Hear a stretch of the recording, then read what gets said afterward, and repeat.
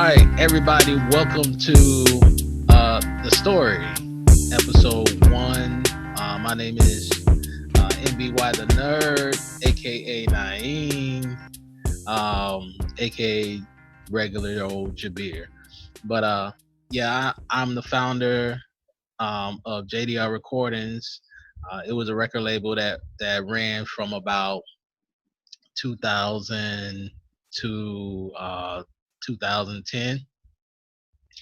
And so I wanted to create this legacy page to, kind of give everybody out there that have never heard of us an opportunity to see, all the stuff that we went through developing the record label in Orlando, Florida.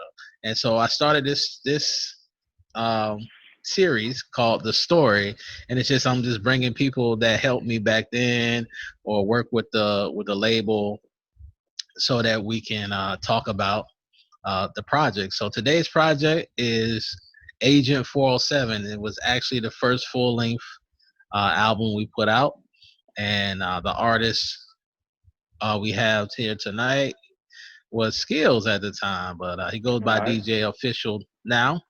But we're gonna go through, man, and we're just gonna reminisce about some things and just, whatever you recall from this album. Everything. All of it. All right, so we're gonna go ahead and get started. We're gonna play about 30 seconds of each track, and then we're just gonna go into it, guys. So the first track is the intro. The intro. So here we go. You know what? And I don't remember. I don't know. Go ahead. We'll go. Go ahead. To all the people that said we couldn't do it, all the haters, all the non-believers, it's just the beginning. JDR, SKILLZ. Let's do this. Yeah. Agent 407, SKILLZ, JDR.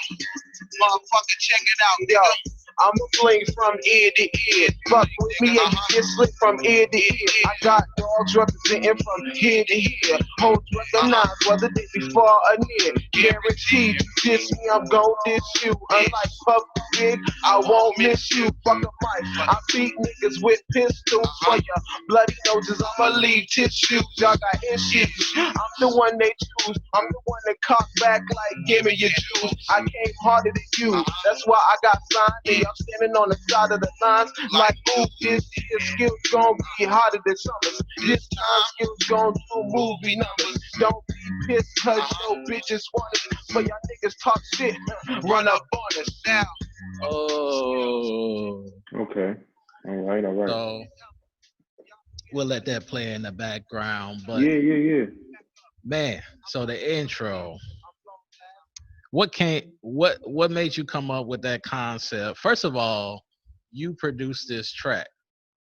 Right. Tell them a little bit about your production at the time. Yeah, because at that time, I had literally just started making beats. I bought my first beat machine, which was a Zoom 123. Yeah.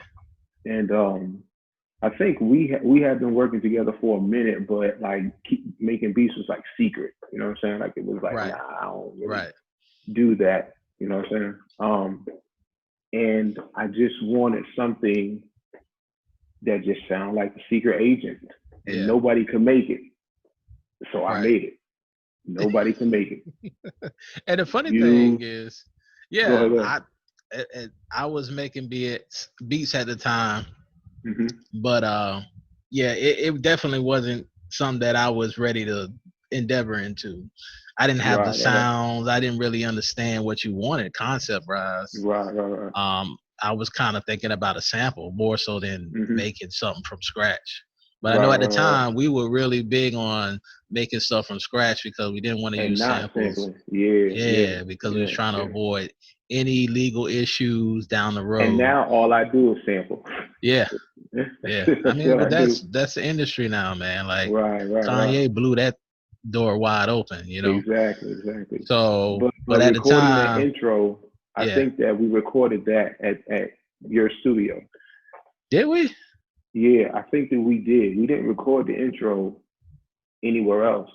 I think Okay. we did. It may have record at been. your It may have studio. been. It may have been. Yeah, I'm Because pretty I sure know. we recorded at your studio. Yeah, we split recording time between my studio and DB Studios, which is Derek Banks. Shout out to Derek Banks.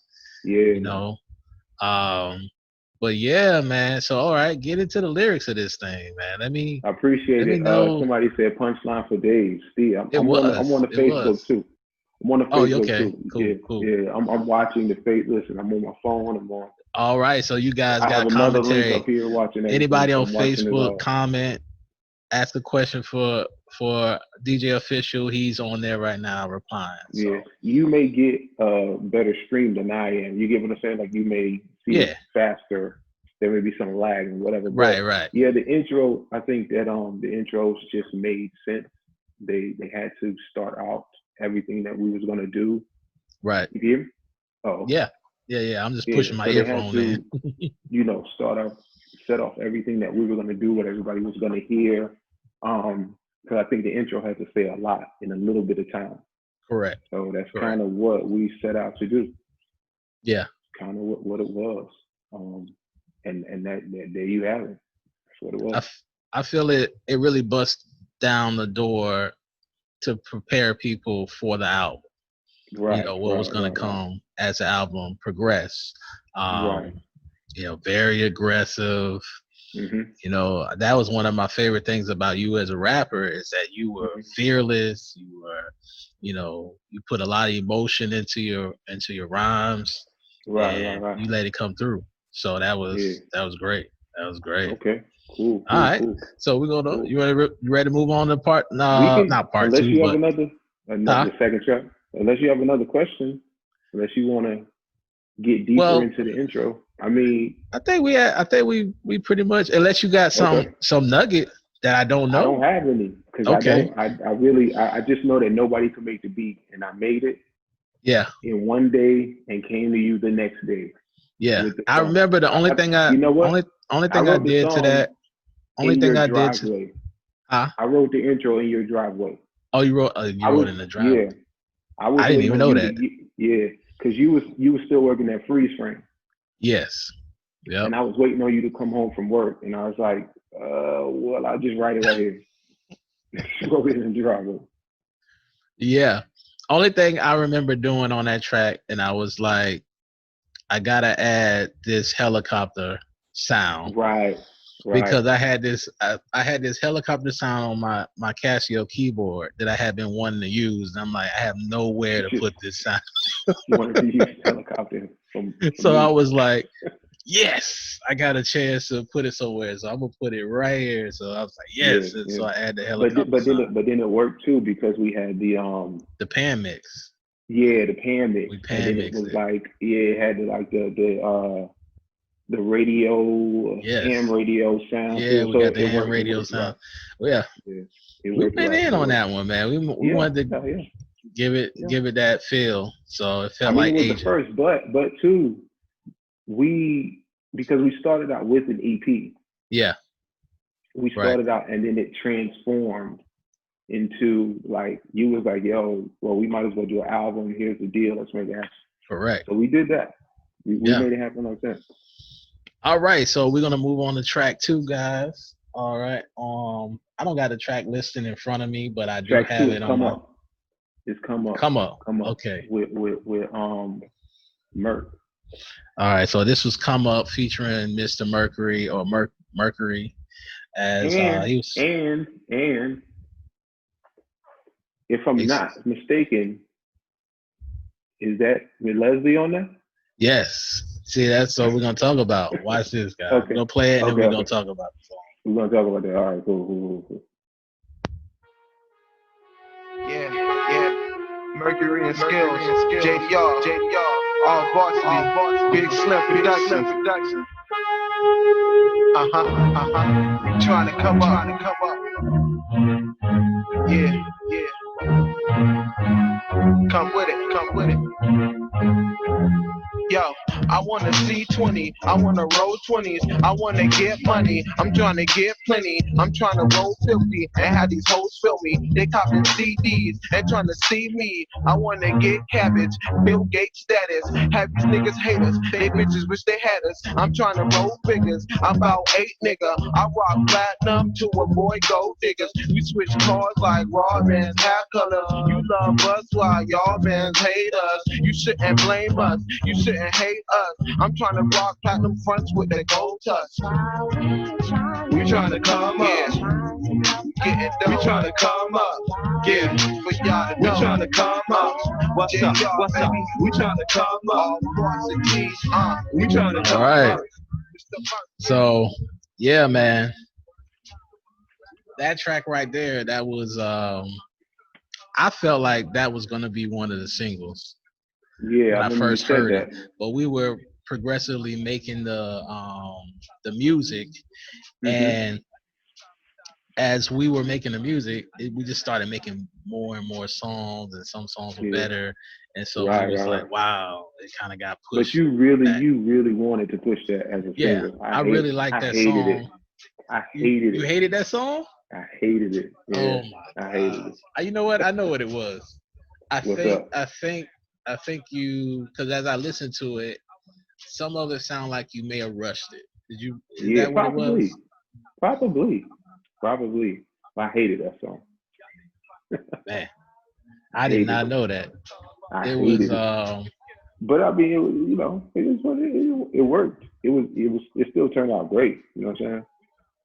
Yeah, man. So we got Illa coming in real quick. Yeah, he should come in right now because we're gonna get into the next track. Yeah, he can keep on it also. So I'm admitting him now. So, but once his audio is together, then we'll Big see him. Slim did that beat.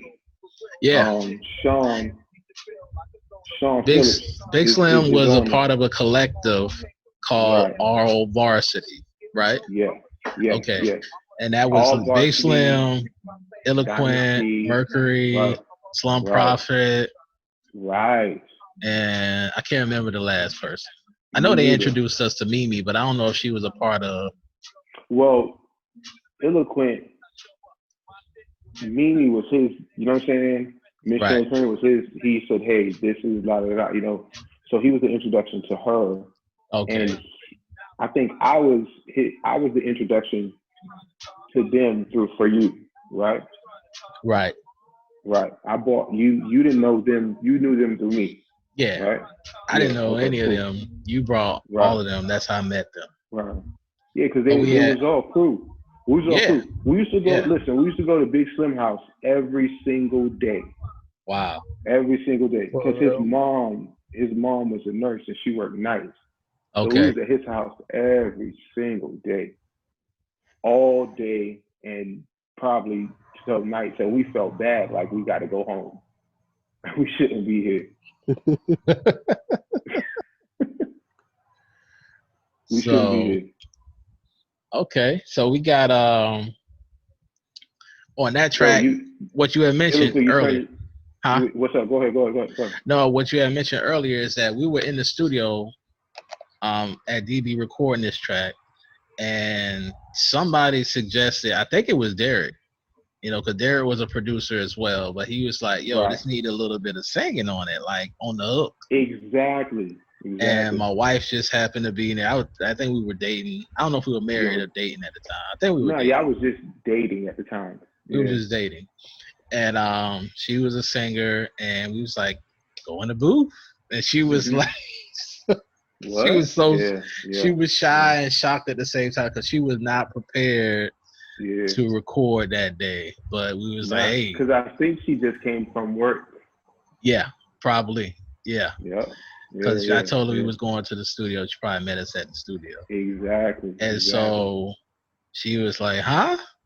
But she did a good job. She had a nice little melody to it. Yeah, it wasn't bad at all. Like I said, it wasn't bad at all. Nah, I like the track. I like the staggered beat that Slim put on that. Yeah, he did good. He has a lot of great production on this. Yeah, he did. He did a great job on that beat, and it was one of my favorites. If you know what he was using, then you'd be like, oh, for real. Yeah. I remember going to keyboard. Yeah, I remember going to this house. There's Eloquent right there. There's Eloquent Yeah, right there. Eloquent. All right, we're gonna bring Eloquent on the next track. Yo, right, what's up, Eloquent? What up? What up? All right, there he is. We finishing up this track, and then we're gonna bring you in on the next one. Okay. 10-4. All right. So, all right, hold on. Slim. I remember going to his spot and seeing what he was working with, and I was amazed. I was like, "Yo, if I get this guy to my studio with all the stuff I had, the Zoom you had, all the stuff we had, he was gonna make magic." And right. On this next track, it's kind of lead up. On the next track, he really came through on the next song. So we're gonna go ahead and transition to that one because we got Illa here. I want to hold him long, but let's go to the next song, and then we'll talk about how that song came together. Now, this song actually ended up becoming the single. We were supposed to shoot a video for this one. Which should have been like, yeah, the way it came together. The way this one came together was amazing. So we're gonna play it real quick. Play a snippet of it. Let the two verses go. Just the first two, and then I'll let the first two go. I'll let the first because it's back and forth. I think we go back and forth. So yeah.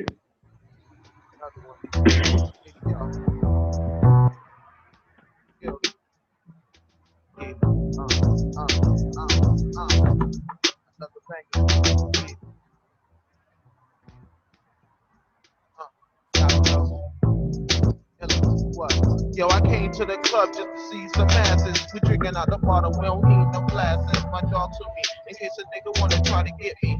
Be crazy if you wanna try to get me. We iced up from neck to wrist.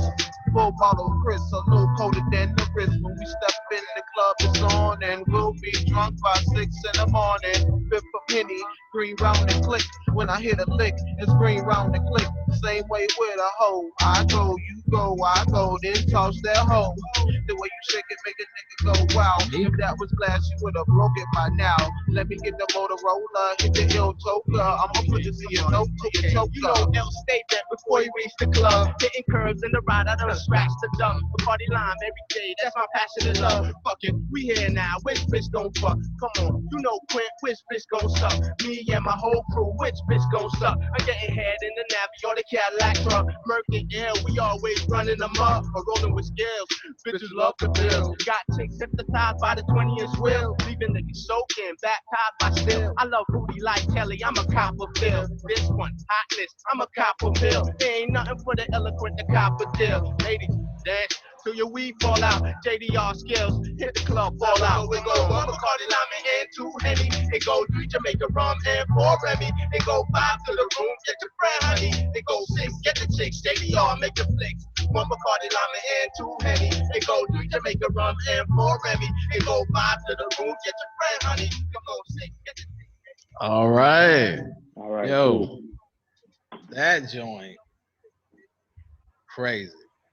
Yeah. Still to this day, really, really good song. Tell us how you guys came up with that. We got Illa in the building. Let me know, because all I did. Respect. Yeah. All I did before you start, all I did on this track was I came into my studio. The beat was already made, the drum pattern. Slim had worked that out, but I was like, it's missing something. It needs something, and I threw down some melodies over it. Kind of gave it the, Arabic sound with the whistle and the that was dope. All of that. I gave it that. I don't know why I did that, but hey, that was dope. I had this thing called the DJ X. Yeah, I had this thing, the DJ X. I wanted to use the bongos on it. Every time I asked stuff, it was always because I wanted to use new sounds. I just love new sounds. But that's all I did. You guys put in the work, man. I remember us going to the studio, and when y'all were recording this, I was just like sitting in the chair, me and Derek looking at each other like, what the heck? This is crazy. Yeah. So how it came up is we was at Big Slim House in his room. Like I said, we was there every single day. If I wasn't at your spot, I was over there with them. Right. Or I was on the east side. Right. So they were Eloquent was going over a song that he did, and he got to a part where like maybe the last 4 bars before he got into his actual hook of the song, and he began to say the hook of that song, one regarding line me and two, and I was like, I need that. Wow. I don't care what you do, I want that part right there. And he was like, oh yeah, but it's on our song. So listen, what we're gonna do with this, I need that part. And then I was like, but you got to be on it. And right. At the time, he had like we were liking the whole Lost Boys feel, like the Mr. T's, the stuff like that. So I was right. like, oh, you know what? You're gonna do that too. That's what we're gonna do. You're gonna do that, and we're gonna do that together. We're gonna go back and forth. We're gonna go back and forth and make a long song, but really short. Yeah. You know what I'm saying? Verse, hook, verse, hook. You know, and then we did it. It worked. Wow. It worked. Hello, man. And I'll tell you. And then, matter of fact, I'll tell you. At that time, I don't even think I was drinking, so I didn't know what. I didn't know what Bacardi Lime was. I didn't know what that was. Oh, you didn't know what Bacardi and Lime? I didn't. I knew what it was just because my grandmother was a drinker, man. So I didn't know what it was. He kept Bacardi I wasn't drinking like that. Yeah. I didn't know what it was. Yeah, that's that island thing, ain't it? And that Illa island folks, man. Yeah. So what was Illa? What was going on with in your mind when you came up with that? Having fun. Having fun. Y'all can hear me? Yeah. Yeah, we perfect. Cool. No, it was just having fun, and I noticed I put that Jamaican rum, and so it was just having fun. We were trying to have fun, and man, when I'm kind of late with it, but when I just listened to the track today, I was like, wow. We was just trying to have fun back in the day. Yeah, it sounds good. Great. I mean, the whole album sound good. I like the cuts and everything. Yeah, man. Yeah. You added that flavor, man. That was really, I was really impressed. That was my first impression of you as a rapper, because I had never heard you as a rapper. He would just be around. Yeah, you just be around, you know, just hanging around. So I didn't really know that he was a rapper. I didn't even know he was a producer for a while. Right. Until some of the tracks you brought, I was like, "What? This guy's got hidden talent." I bought from him, right?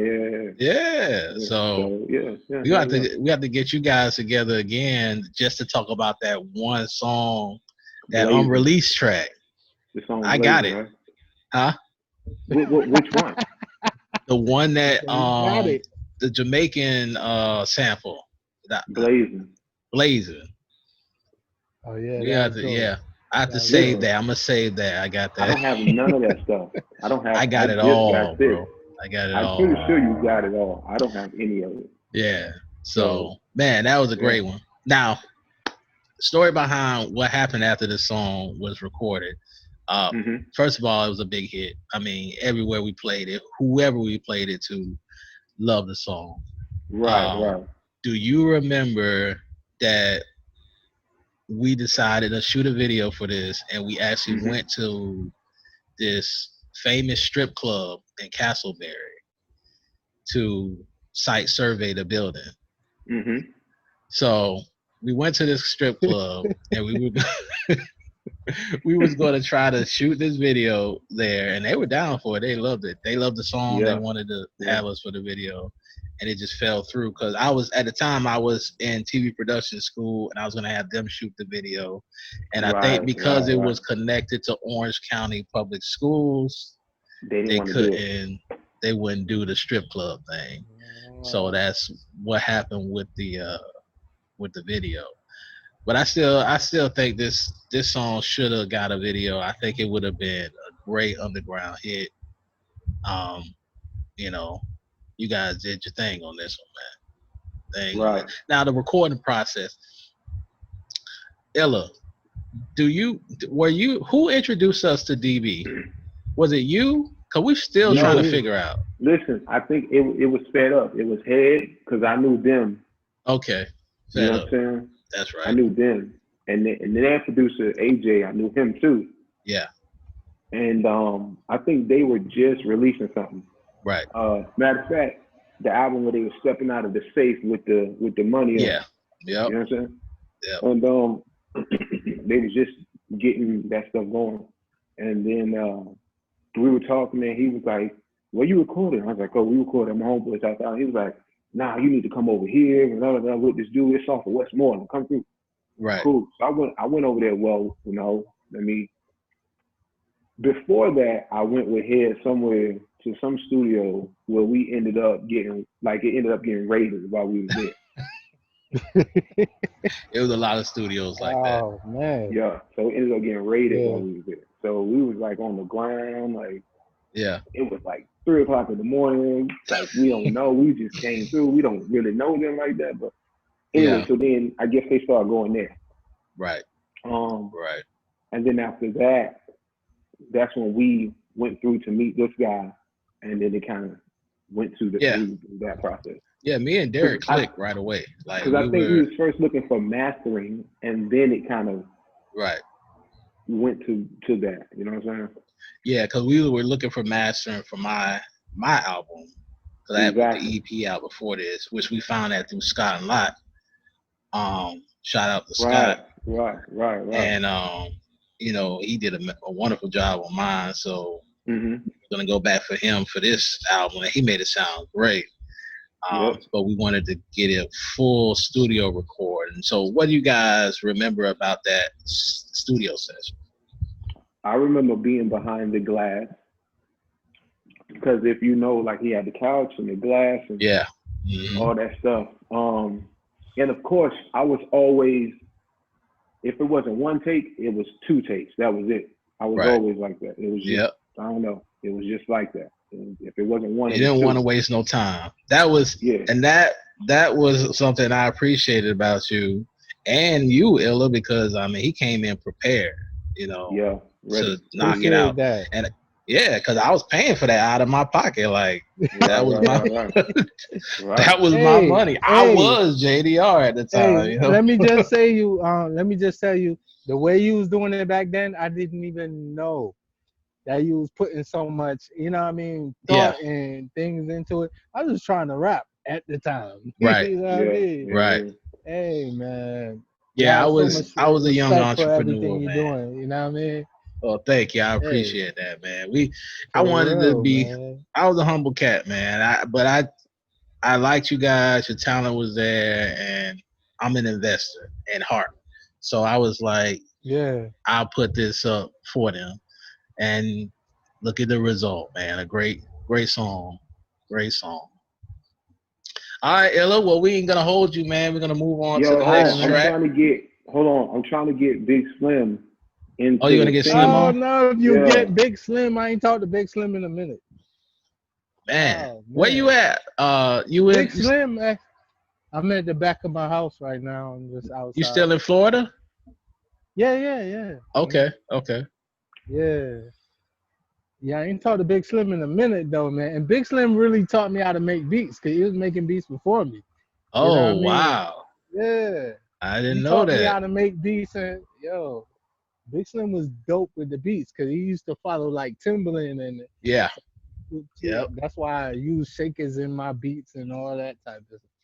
Yeah, he was very good. Yeah. But okay, well, if we can get him on, we got another song that he produced later on in the album. We got another one. Yeah. I mean, so you know, whenever he can get on, we'll just jump in and get him on it and get out of there. You know. Okay. All right, Illa, man. Well, thanks for joining us, man. Hey, appreciate you, man. Yeah, definitely. The whole thing will be up on Facebook tomorrow. So if you want to watch the whole thing, plus we streaming the entire album, with no interruptions tomorrow at 9. You can listen to the whole album for the first time on the internet. So that'll be on Facebook as well. Dope. Okay, cool. All right, man. Hey, now can we do it again? Yeah. Let's make another one. Let's make another one. Hey, Let's make another one. That's on DJ Official. I've been trying to pull him out of retirement for years. I've been trying to talk to Official for a minute. Man, this guy got verses. Hey. Don't let him kid you. He got verses. He got verses. I'm trying to listen, tell you the truth. I'm trying to pull together a Just Passing Time compilation part 2. That would be great. I'd love to be on it.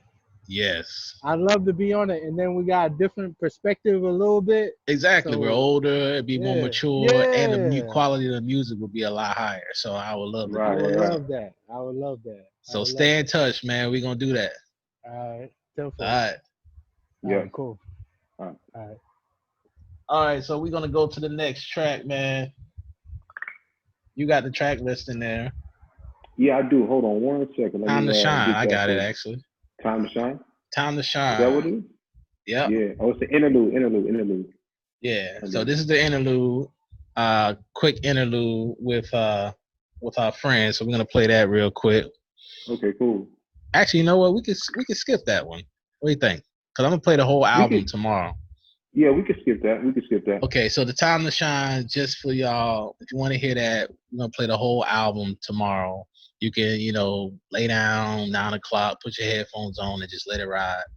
But it's an interlude we did with a partner of ours at the time, Deuce Logic. Shout out to him. Yeah. Great rapper.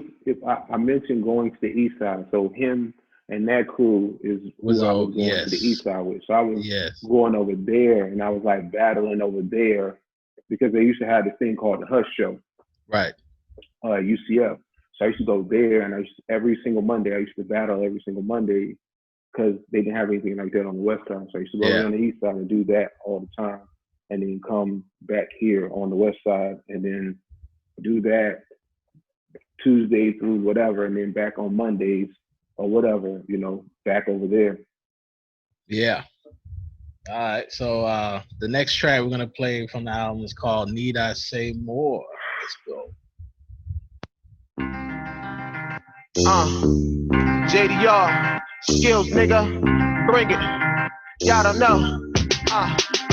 Bring it to him. Yo, 10, 9, 8, 7, 6, 5, 4, 3, 2, murder 1, lyrics at your door. I'm here to hit your hardcore, give it to you raw. Damn right, I'm the illest nigga, need I say more?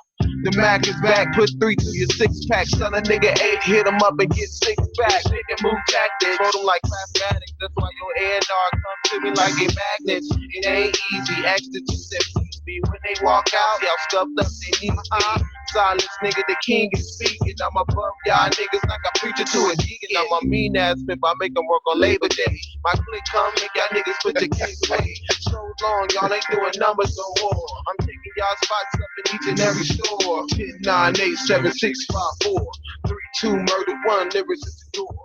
Yo. What's up? Wow. Why you gotta be a mean pimp? I don't know. It just sounded like be the meanest. Yeah. Now, this is actually the first track on the album, as far as the track list is concerned, where I actually did the production on it. Right. And right. Yeah. Right. But this was my attempt to do the secret agent sound. Mm-hmm. And so that's why it sounded like that, because like I said, we was trying to stick to the theme, and I don't know, I found a way to roll a sound on at the time I had a Dr. Groove 202 by Boss. Yeah. And you sure that wasn't the Roland, or was it Dr.? It was Boss, but I think Boss and Roland Roland was the brand, Boss was the actual machine. Okay. I don't know. I remember it was black and it was black and orange. Yeah, it was black and orange. It was called the Dr. Groove 202. Yeah. Maybe it was just Roland. Yeah. But yeah, that was my beat machine. And the funny thing about that, I saw a commercial years later on MTV about inspiration, and it was this kid. He was like saving up his money. And then he goes to this pawn shop and he gives like all these nickels, dimes, and dollars or whatever he scraped together. And the guy's like, you can finally get it. innuendo, and he's been trying to get this thing for the longest. And what he Right. got was the DR 202 That's funny. machine. Funny. Yeah, man. But that yeah, song, I was able to roll that, and that's how I came up with that sound Yeah. to make that beat, man. But I want to say that was the first song that we recorded at Derek's studio. I think that it probably was. Yeah. Because it was just me and you. Yeah. Because I remember, matter of fact, he's on the background of that song. Is he? He sang 4 on that song. Oh, wow. Yeah, he sang 4. I didn't even know that. Oh, I didn't remember that. Yeah. Because he kept trying to be like, no, you got to say it like he actually was coaching through the recording. Yeah. That's why I know it was the first recording there. Okay. Because he was coaching. Like, nah, you got to say it like this. You got to say it, right. So he was coaching through that. Yeah, I learned a lot of recording technique from Derek, and I was able to incorporate into my later recordings that just took the sound level to another level, even though I was using same equipment, but it was just different recording tricks and techniques that helped that song, help the future songs sound better. So, but how did you come up with the concept with that? I know the hook, that was something you got from Method Man, right? Yes. Yeah. Yeah. Okay. And literally, this is another thing. On the way. Yeah. On the way. Because I was like, I ain't got no hook for this. I just got I got all these.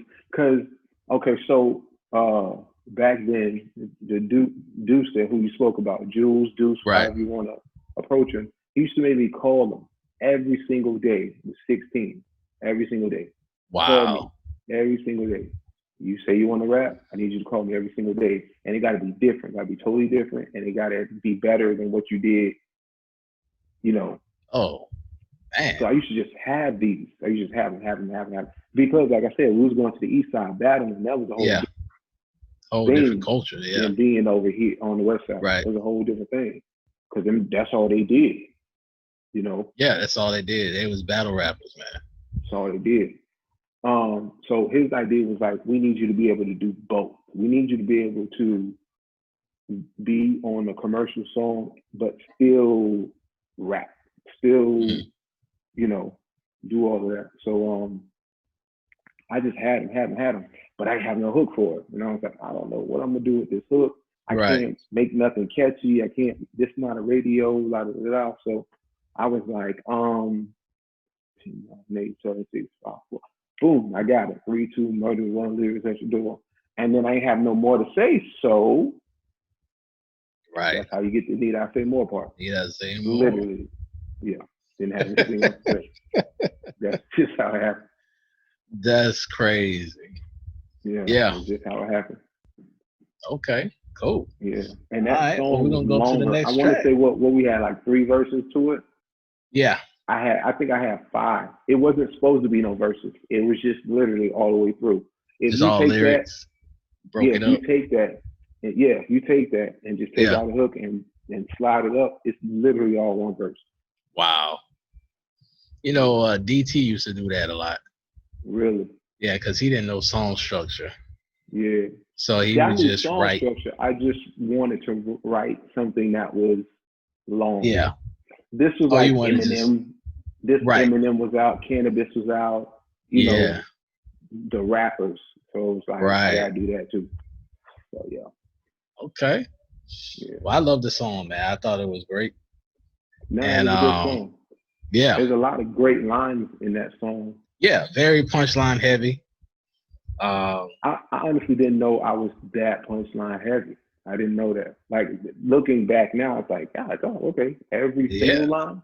Yes, man. You were very punchline heavy. I was the total opposite. I was not a punchline guy, but you were definitely punchline. So that's what gravitated people towards you, because they were like, whoa, what did he say? What did he mean there? Yeah. So, yeah. All right, so we're going to move on to the next track. This one, I say it happened by accident, but it came out to be some people's favorite song. Here we go. Okay, let's see.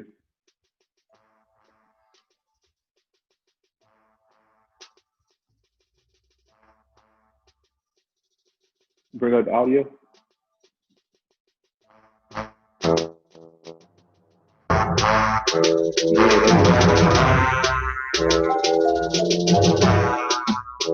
I'm the nigga that spins smoke, gets more dough than you. Right now I'm doing shit I'm supposed to do. No thanks to you, skills is the best in this. Reppin' JDR, we the next to this. I'm hotter than ever. Never would you start nothing better. I'm tougher than leather. Skills make it hotter than weather. I change the game. Skills be invested things on top of the range and still got some extra change. I'm making the things that niggas too close to me. Skills is right now, y'all motherfuckers used to be. I'm used to these. Old X and who is he? Same nigga that don't give a basically bounce. My niggas on the left, my niggas on the right. Y'all niggas gon' bounce me tonight. Bounce. My niggas in the dirty. Wow. Wow. So Bounce, man, tell me about it. Listen, I think I just came to your. This is when you moved into the garage area. Yeah. You moved from the room to the garage area. Correct. And I think I just came over and it was playing. Yeah. You know what happened with this? I was constantly, like, you was trying to write a 16 every day. I was literally in the studio trying to make beats every day, trying to make something. And I actually sat down to make this beat with the mindset of I want to make something that sounds like a marching band, because I used to be in a band in school and I really like the marching band sound. I wasn't even thinking about anybody rapping over it. I just wanted to make something that sounded like a marching band. And I sat there and I just kept adding layers and layers and layers to make it sound bigger and bigger and bigger. Mm-hmm. And then I was playing it and I had no idea that anybody would even want to rap over it. But you came in, you did this several times too. You would come in and hear something and be like, yo, what is that? Yep, what is that? But yeah, man, I was surprised that you actually wanted to jump. And matter of fact, I don't even think I was supposed to be there. I think your sister opened the door. Right. And I think you were still like doing something to it, but it was playing while you were doing something to it. It was like, what you finna do with that? I don't know. I got it. It's mine. Don't worry about it. I know what you're finna do. You want to give it to me. So that's what happened. Yeah, man. I was like, when I had my thoughts, I was like, shoot, I can present this to the band director at Evans and see if they could create this with their band. Because it's kind of like the way the horns was supposed to be Let's Go Trojans. That's how it would ring out if there was like a crowd of people singing behind it. That's what I had in my envision in my brain. But yeah, man, you turned it into an anthem, Bounce, the first Bounce.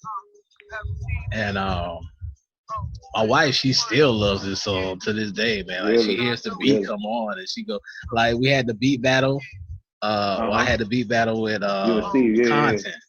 Right. And when I played this beat, she came in my little studio and just was like dancing around because of the beat, man. It was one of those energy beats. I remember you performing this and people like didn't know how to take it, but they loved it. They loved the energy of it. So yeah, man. So did you write specifically to this beat, or did you already have lyrics, man? No. Well, a lot of the lyrics that I already had, I never used them. Right. Never. Okay. I felt like once somebody heard them, they wasn't it. No more. Right. So when I heard it, I immediately thought of almost like what you were saying, almost like the Trick Daddy Shut Up video. I immediately thought of that. Okay. And I was like, okay, yeah, you can't give that to nobody else. I got to take that beat. And then it was easy to take beats at that time because I was coming over there all the time. Yeah. And you know what? I had a lot of people asking me for beats. I mean, right. But I would always snatch them first because I was always there, either there while you was making it, or right when you was finished getting it. You know, right when you was finishing up. Yep. Because back then, after I finished, you know, making, because I didn't have a computer at the time for beat making. I had everything. I think Big was Slim trying to get in. I think he's trying to get in too. Who was that? I think Big Slim trying to get in. Oh, Slim's trying to get in. Let me see. Yeah. Oh, I see somebody. Oh yeah, there he is. Let me admit him. Okay. Yeah. There he is. Okay, so yeah, I was making beats on, you know, different machines. I had analog machine, I had a keyboard, a beat machine, and then after I made the beat and I sequenced it myself, I had to record it in stereo down to a CD. Right. And so I would have to play the beat all the way through, and I'm literally sequencing as I'm playing, recording the beat. Yeah. So like all the breaks, all of the beat switch ups, everything I'm doing by hand instead of like, you know, nowadays it's just you track it out and then you can add those. But I'm doing all the fills, everything, exactly. Right as the beat is being recorded. But then too, I think that if you remember how we first started recording in the TV production studio, we had to do it all one take. Yeah. So we got used to doing that. So it was doing stuff manually. Big Slim is right there. Doing stuff manually was easy for us. Check your mic, Big Slim, make sure we can hear you. Yeah, that was the reason why I started recording like that, because I was still kind of doing it based on the way I did it in the TV studio. Hey, let's get Big Slim on this real quick. So is he in there audio wise? I think this is my first time using this. Yeah, we got you. We can hear you, man. There you are. What's going on, man? Big Slim. What's going on, man? It's been a minute. It's been a minute. It's been about 30 minutes. I know, right? Yeah. Man, I heard y'all playing that music, man. I brought back so many memories, man. And come on, man. I was remembering when you talking about y'all was at my mama's house, man. Yeah, man. Yeah. Everybody used to be at my mom's house, man. She'll be working like 3 to 11. Yeah. And I remember I went and I got me a credit card. I went and bought me a Zoom 123, and I bought this keyboard that was like $700, and we hooked it up in the computer room.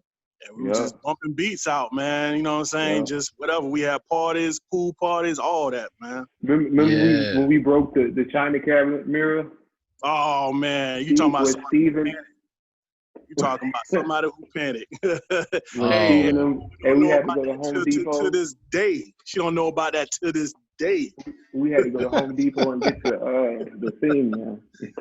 Y'all broke the China cabinet. Oh, snap. Yo. Yeah, man. Well, that was, listen, I forgot this. I was just there. They broke the China cabinet, okay? Oh, they broke the China cabinet. Okay. Yeah. You wasn't there. I was just there. That was SG. That was SG. We were playing around with pillow fighting. Yeah. Wow. Yeah. I remember the first time I saw the movie Blow. I was at your crib. Me and my wife was over there, and we was watching TV, and we just watched Blow. I don't know why we watched Blow, but that was the first time I seen that. I remember that because we were having a conversation about what go with spaghetti. Something stupid, man. Yeah, like, something about it was like pasta, milk or something like let's you know what? We was kids, man. We was young. Fast forward. That was like 20 years ago. Yeah, 20 years ago. Okay, so now we got Slim on. Let's talk about. He did the next song, so we might as well. Yeah, the next song is Back Up Off Me. Back Up Off Me. So let's play it. Let's play a snippet of that. I need a copy of this CD, man. Oh, it's coming, guys. We're gonna digitize everything, so you'll be able to get a copy soon. That's what's up. All right, let's play this. Let's play this track.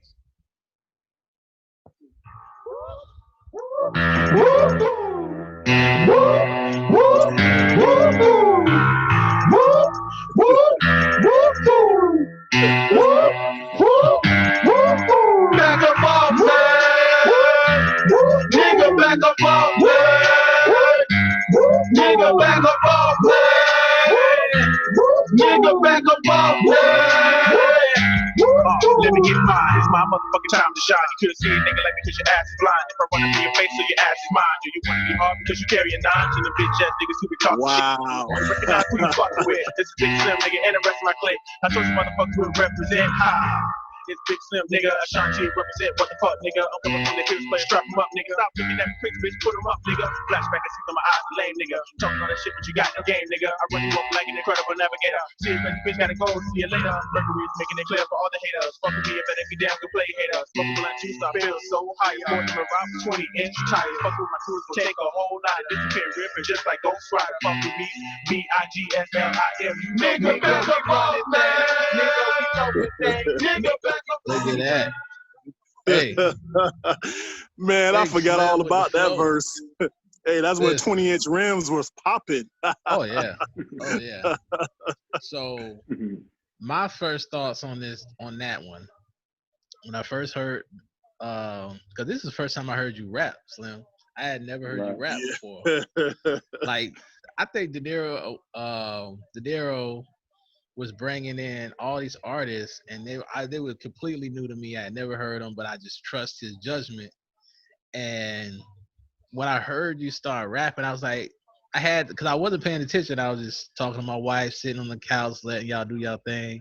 And I heard you in the booth, and you were so fast. I was like, he's rapping so fast. I did not expect that from a guy, because you a big dude, man, tall, big dude. I was thinking it's gonna be slow, Southern.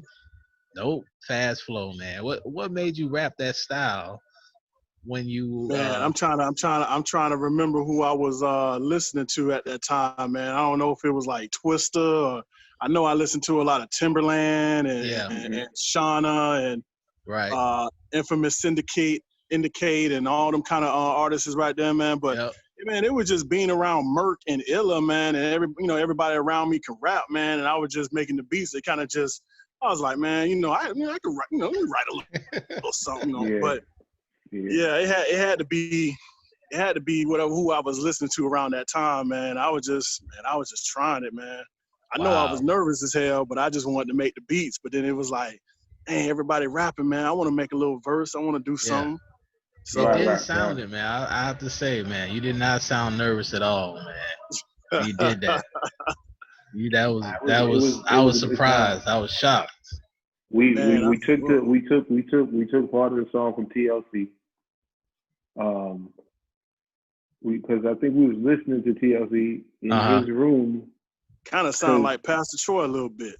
No, like it's a part of the hook that we took from TLC because they did it at the beginning of one of their songs. Oh, did they? We're gonna take that. Oh, yeah. Oh, okay. The back. What part of the hook? The back part. Woo, that part. Oh, the woo. Okay. Yeah, we took that, and then everything else was just kind of like, it sounded like that. It sounded like the chant, Lil Jon, like it all sounded like that. So it's just kind of how it came. And I loved the song when I heard it because, like Slim just mentioned, the chant thing with Pastor Troy and all of that. Around that time, those type of songs were kind of fading, but I still like those songs because those songs to me engage the audience. And so when I heard you guys do that, I was like, yo. And Derek was like, hey, we need people to get in to kind of make it sound. It seemed like everybody from everybody was day. It seemed like everybody was there. Everybody that was sitting in the studio.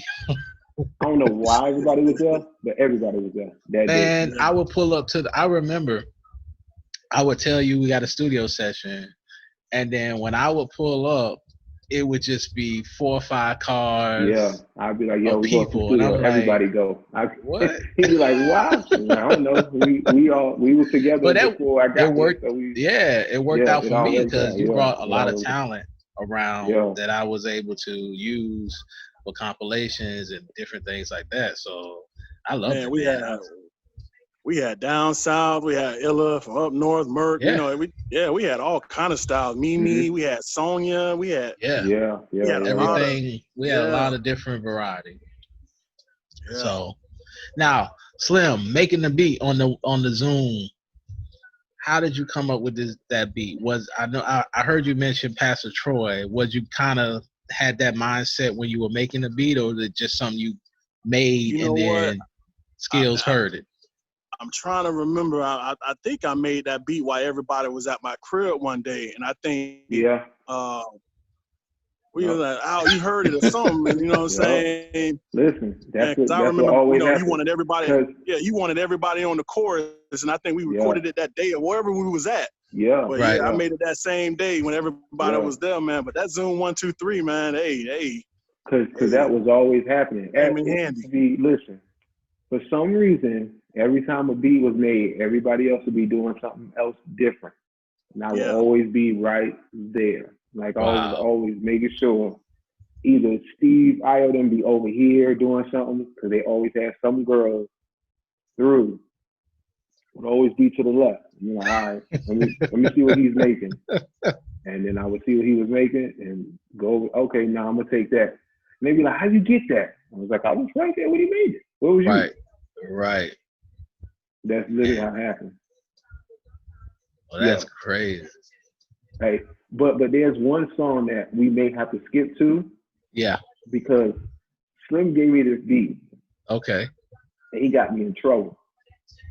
He gave me a beat that was already gone. And I ain't know. Oh, really? Yeah. We got to hear the story on that one. He'll tell you about it.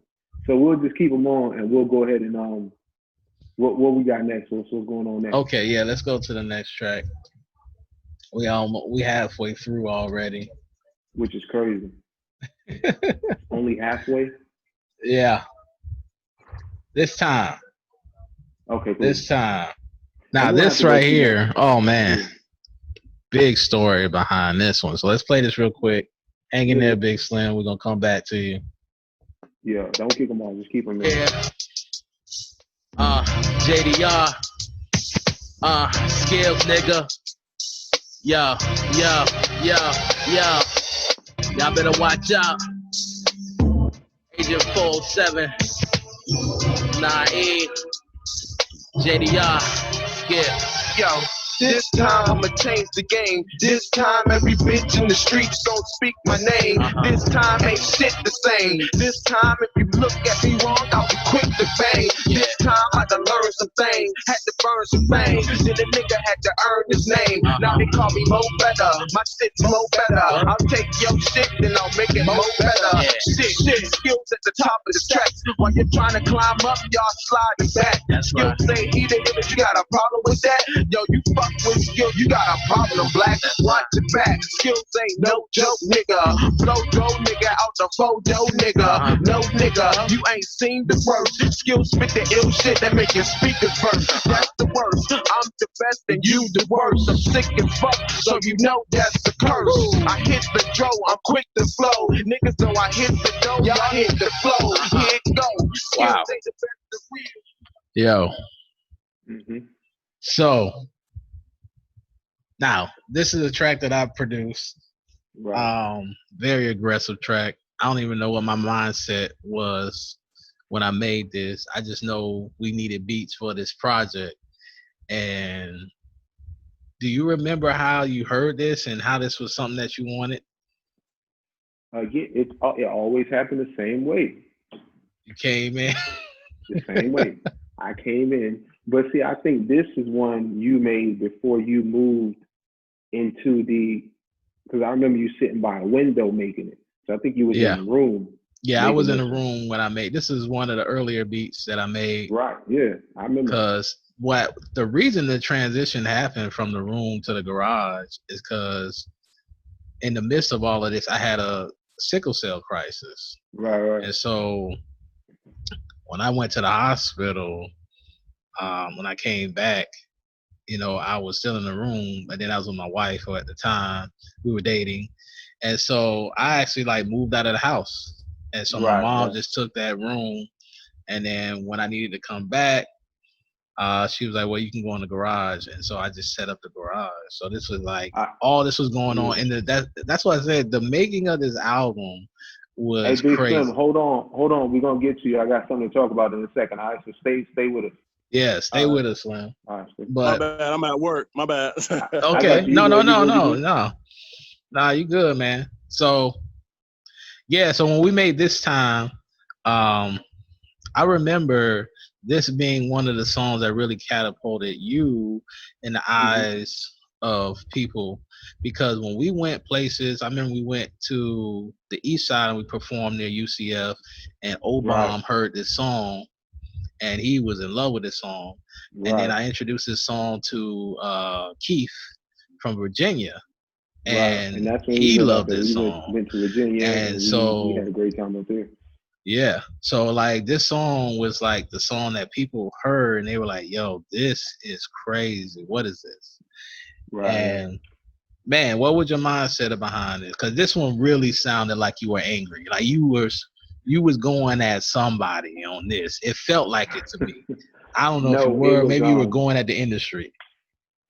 It was literally what it was. Like everything that was said in the first 4-5 bars was literally what was said. Right. This I'm gonna have to, because remember I told you, Deuce was like, yo, you gotta, what your name, you have to be that. You have to have that all day. You have to be SKILLZ every single day. So because you can't call yourself SKILLZ and walk around and nobody else tried to test that. That's Somebody true. test it. Yeah. So you have to earn that. So you know what I'm saying? Within the midst of recording this, that's when we was going to the Hush shows and battling the AKA Lounge, all this stuff, you know, all of that stuff was happening. And then people would be like, no, you know, they was, especially coming from the West Side, because hip hop was considered to be on the East Side. Yeah. You know what I'm saying? Yeah. So coming from the West Side, they'd be like, well, where you at? Oh yeah, we Pine Hills area, nah, y'all gotta go last. Y'all can't go up right now. Y'all gotta go when everybody's leaving. Whatever. Yep. So it was just kind of like, nah, dog. We're gonna prove to you that we are super duper dope over here. Watch. Yeah. And it just happened like that. I mean, and that's when me and Mad Ills got together. Right. A lot of people don't know that my senior year in high school was Mad Ill's 10th grade year in high school, 11th grade year in high school, and that was my first battle. Wow. Yep. He was being managed by a teacher. Yeah. Back then, he was being managed by one of his teachers. Wow. And it just so happened that I came up to the school during summer school, and he was there, and she was like, "Oh, he raps too. I manage him. He's a battle rapper. Battle him." Whoa. I won, and we have that report to the same day. Yeah. You know. So so it was just a lot of that stuff. That's how it happened. So I remember you coming to me, and I wasn't ready for this, but you came to me and you was like, "Yo, you're gonna be on the hook." I'm like, "What?" Yeah. You was like, "Here's the hook. I want you to say it." And I'm like, I'm the guy in the background. Nah, you gotta say that. But he's like, you gotta be on the hook and you gotta say something in the intro. I was like, oh my God, you got me Diddy in it. Yeah, that's literally what you was gonna do. Yeah, so that was my first Diddy impersonation. I felt like you had a presence that you didn't even know that you had. You know what I'm saying? Yeah, I didn't really know. I was just like, my whole concept was I always wanted to be behind the scenes. Right. And I was content with that. So it kind of took people to pull me out and say, "Hey, do this." Because Deuce used to do that to me all the time on the EP. He took my single from the EP and plastered it on the internet. I didn't even use the internet. He was like, he was the internet guy. Yeah, he was the internet one guy. That was on the internet. Right. Matter of fact, he used to put me in internet chat rooms and he used to battle with the little thin microphone. Remember the old I remember that. They used to battle on the internet in chat rooms. Right. And I used to go over his house and we used to battle on the internet. Wow. So, yeah, he did the same thing to me, man. Beat battles. Yeah. He was like, he would come to me, be like, "Yo, I need you to make a beat." I was like, "For what?" It's like, "I got you in this beat battle." Touch 'em just took #1 the last 3 weeks. Right. I was like, what? He's like, yeah, man, make another beat. Yeah. Right. So he was always doing that. yeah, he was always pushing us. He was always pushing Let me us. see the track listing real quick. Because I mean, we could jump to that and come back. Yeah, let's just jump to the song. What number is it? I want to say it's hold on. Let me look at these. I think it's 17, right? Hold on. No. Yeah, it's 17. It's got to be 17. I think it's the last song before Blow Up. It is. Yeah. It is. So we're gonna play. So Big Slim, let me see if you remember this song right here. We're gonna play this real quick before we let Big Slim go, guys. Shit. Dog, I can't stop smoking. I'm high right now. Let's go get another bag. Hold on. Let me cough this out. Okay. He ain't no real smoke. Shit. I ain't no real smoke. I smoke sometimes, yeah. But when I do, it's good though. I'm trying to inhale and exhale more than Whitney. If you ain't got 5 on it, don't come and get me. Anywhere you see me, you know I got it with me. I got that fire green, oh, I'm packing sticky icky. I'm about to inhale until my chest hurt, till smoke fills my shirt. Eyes look like I've been hit with the lemon squirt.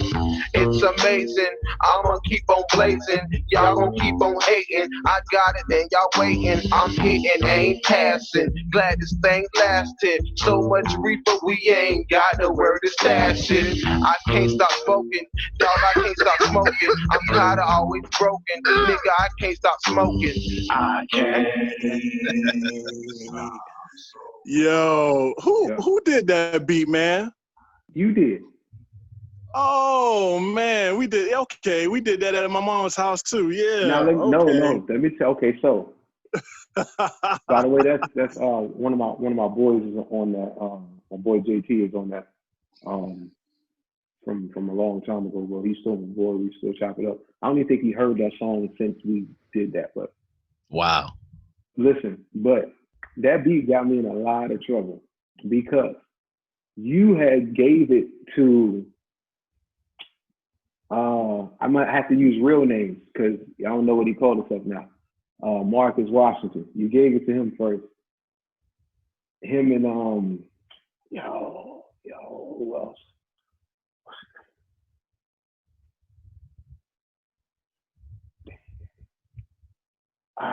Man. Then you gave it away. It was Marcus and Rashawn Portier. Oh. You gave it to them first. Yeah. And I ain't know that. So we went. Man, I don't think I gave it to him. I think I let him hear it. Okay. So and I remember him like writing something like real quick to it. Let me tell you, we almost really got into, like, we was in it for like a month, 2 months. Like every time we saw each other, yo, we about to fight. Wow. Because he was like, you stole the beat from us. You knew we had it. And I was like, I don't know nothing. What you said? What? You went, you recorded it, and you put it out, and now la da da. So he called me and was like, yo, come to the crib. I was like, okay, all right. This is before I knew the whole beat situation was. Come to the house. Like, cool.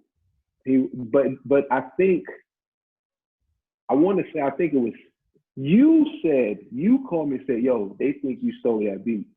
And I was like, what? I was like, yeah. You said, yeah, you told me. You told me before I went over there. Wow. And I was like, what? So I hit him. He was like, yeah, come through. And it just so happened that I took my boy with me. And when I got there, it just felt weird. It felt real weird. Like, y'all trying to do something. Like, it's about to go down over here. Because we went inside and they was just standing up. Everybody was standing up. Nobody was chilling. Nobody was sitting down. Nothing. Everybody was standing up. He was like, you know what, dog? You finna run to the stuff. Cause she was like, oh man, I ain't got no paper. We need to go get some Phillies or Swishers or something like that. Got up out of there.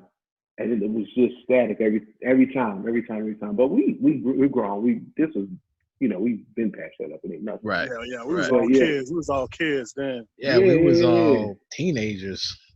Yeah. I think I was like 18, 19. 18, 19. Yeah.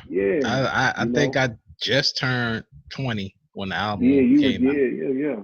So yeah, when we was making the project, 18, 19 years old, man. Yeah. So wow. So Slim, the beat, man. Woo! That beat was crazy. You say you made that at the crib. Yeah, I made that at the crib, man. Now that I'm hearing it, man, I think I was influenced by 3 6 Mafia when I made that one. Okay. Because I was listening to that whatever they came out around that time. Yeah, and it was just I was smoking. I always wanted to make a smoking song like Mystical. Yeah, right. I think it was something from 3 6 Mafia, man, that I was listening to when I made that, man. But wow, that's crazy. I ain't even know all that happened like that though. I didn't either. He kept that quiet. He kept that quiet, huh? It wasn't supposed to be like talked about like that. Oh, it was cool. Man. You know what I'm saying? It was cool. But I almost got you in trouble, bro. Now, that song actually almost made it in a movie. I don't know if you guys know this, but I did not know you didn't know it? Okay, I'm gonna tell you the story. So I was working at Freeze Frame that you mentioned earlier, and I ran into this guy named Jason Branch, and he was working there too. I was a videographer. He was a videographer. And he told me, hey, I'm working on a movie. And I'm like, okay. So he's working on independent film. And Content might remember this because I invited him to come out and be an extra. We went to Colonial High School and we shot a scene with Michael Winslow, the guy from Police Academy. Right. And so I ended up actually getting a speaking part with Michael Winslow. I've never seen it. I don't know if they cut me out or what, but that day I did a scene with Michael Winslow. And so he was like, yo, and all this was off the music. The SKILLZ album had came out. I gave him a copy. I said, yo, any songs on here you like for the movie, let me know. And so he came back to me. He's like, yo, that song about smoking. I was like, yeah, I can't stop smoking. He said, yeah, I love that song. And the movie has a heavy influence of like smoking in it. The original title of the movie is called Coming Attractions. And so later on they end up changing the movie. You can still find it to this day on streaming service called Weed Movie. And so I've never seen the movie in full, so I have no idea if he used the song or not. But he had told me he was gonna wanted to use the song, but we ended up losing contact after I left Freeze Frame, and I never got a chance. I never got all his contact information. So that song could be on a movie somewhere. I have no idea. But that was crazy. It was this close, man, to getting in the movie, man. It was crazy. That's what's up. Up. So crazy song. All right. Well, Slim, we had a lot of good songs, good times. Great times, man. Reminiscing. Trying to see if anything else. And I still make beats, man. I still got my studio, man. I got a full-fledged studio now. We was just talking to Illa. Same here. So we're gonna I still record. We'll connect. We still we gotta connect. I stay out here in Palmetto now, man. I got married 4 years ago. Oh, congratulations. We all married men here now, ain't that so? We married now, man. So I stay out here in Palmetto, man. I sold my little house out there on Ivy Lane, man. I sold it, man, so I don't even have it no more. Okay. I'm out here in Palmetto, man. I still be making my beats, man. Full-fledged studio, man. My style done changed up a lot, man. But yeah, Jabir, you was one of the first ones who I met that did beats too, man. And I used to tell you, hey, all your beats you used to make, I liked them, and I'll never forget that King of Sorrow. sample. I'll never forget it. I'll never forget it. I never, you know what? Man. I finished that beat, but I never put it out. Yeah. But that King of Sorrow sample, yes. I love that. Well, I got you on the messenger. So I'm gonna send you my number. I'm always in Orlando, man. I'm always in Orlando. What I'm about to do now, because I got your email, I'm gonna email you some beats I did right now. I'm gonna send them to you right now. Okay. And then hit me back through Messenger and let me know what you think. I'm gonna send it to you right now. This is all great. Right. And then probably tomorrow, man. Tomorrow I'm gonna send you some beats too, man. But I got a lot of them, man. A lot of them. Cool. I need to hear these too. Yeah, I got you. Put me on the Dropbox. I got you. Send me an email. Send me an email too, Jabir. Send me an email. Yeah. I'll send you my email. I'll message you through Facebook. That's what's up. So let me get back to work, y'all. All right, man. Thanks for coming on, man. It's been a pleasure, man. Y'all brought so much memories back, man. I was like, man, look, I got to step outside and talk, man, because this brought back all kind of memories, man. 20 years ago, man. Yeah. You know, it's crazy. 20, That's crazy. It's been 20 years, like, since we did all this crazy stuff, all our shenanigans going around. I know. Around this city and other people's cities. Listen, I'm glad we're connecting because my son, the next generation, he's rapping now. So I got 4 producers right now. I got you. I got That's what's up. De Niro and Illa. I'm like, bring the old squad back together to produce for my son. I need to see Illa, man. I need to see Mert, man. I ain't seen him. It's been 10 plus years since I've seen everybody. I know. Man. Last time I saw him, he was DJing at a church event that I saw. I met him at over off of Bruton Boulevard, and I was like, "Oh man, you DJing now?" So I know you've been doing that for a minute. So that was the last time I saw him. Yeah, that's what's up. Like so, give me a couple of seconds. I'm about to send you some emails right now. I'm about to slide back into the job, man. So all right, man. Take care. Be safe, man. I'm gonna hit y'all up, man. All right, man. All right, Peace. Man. Peace. Yeah. Man, that was crazy. Yeah. I saw him in the chat, and I was like, let me go ahead and just reminisce. Get him in here real quick. Let's see. All right. Well, we coming to the stretch here, last stretch. Yeah. We can move through this because we don't. Yeah, we're gonna move through these last few. Let me play this one real quick.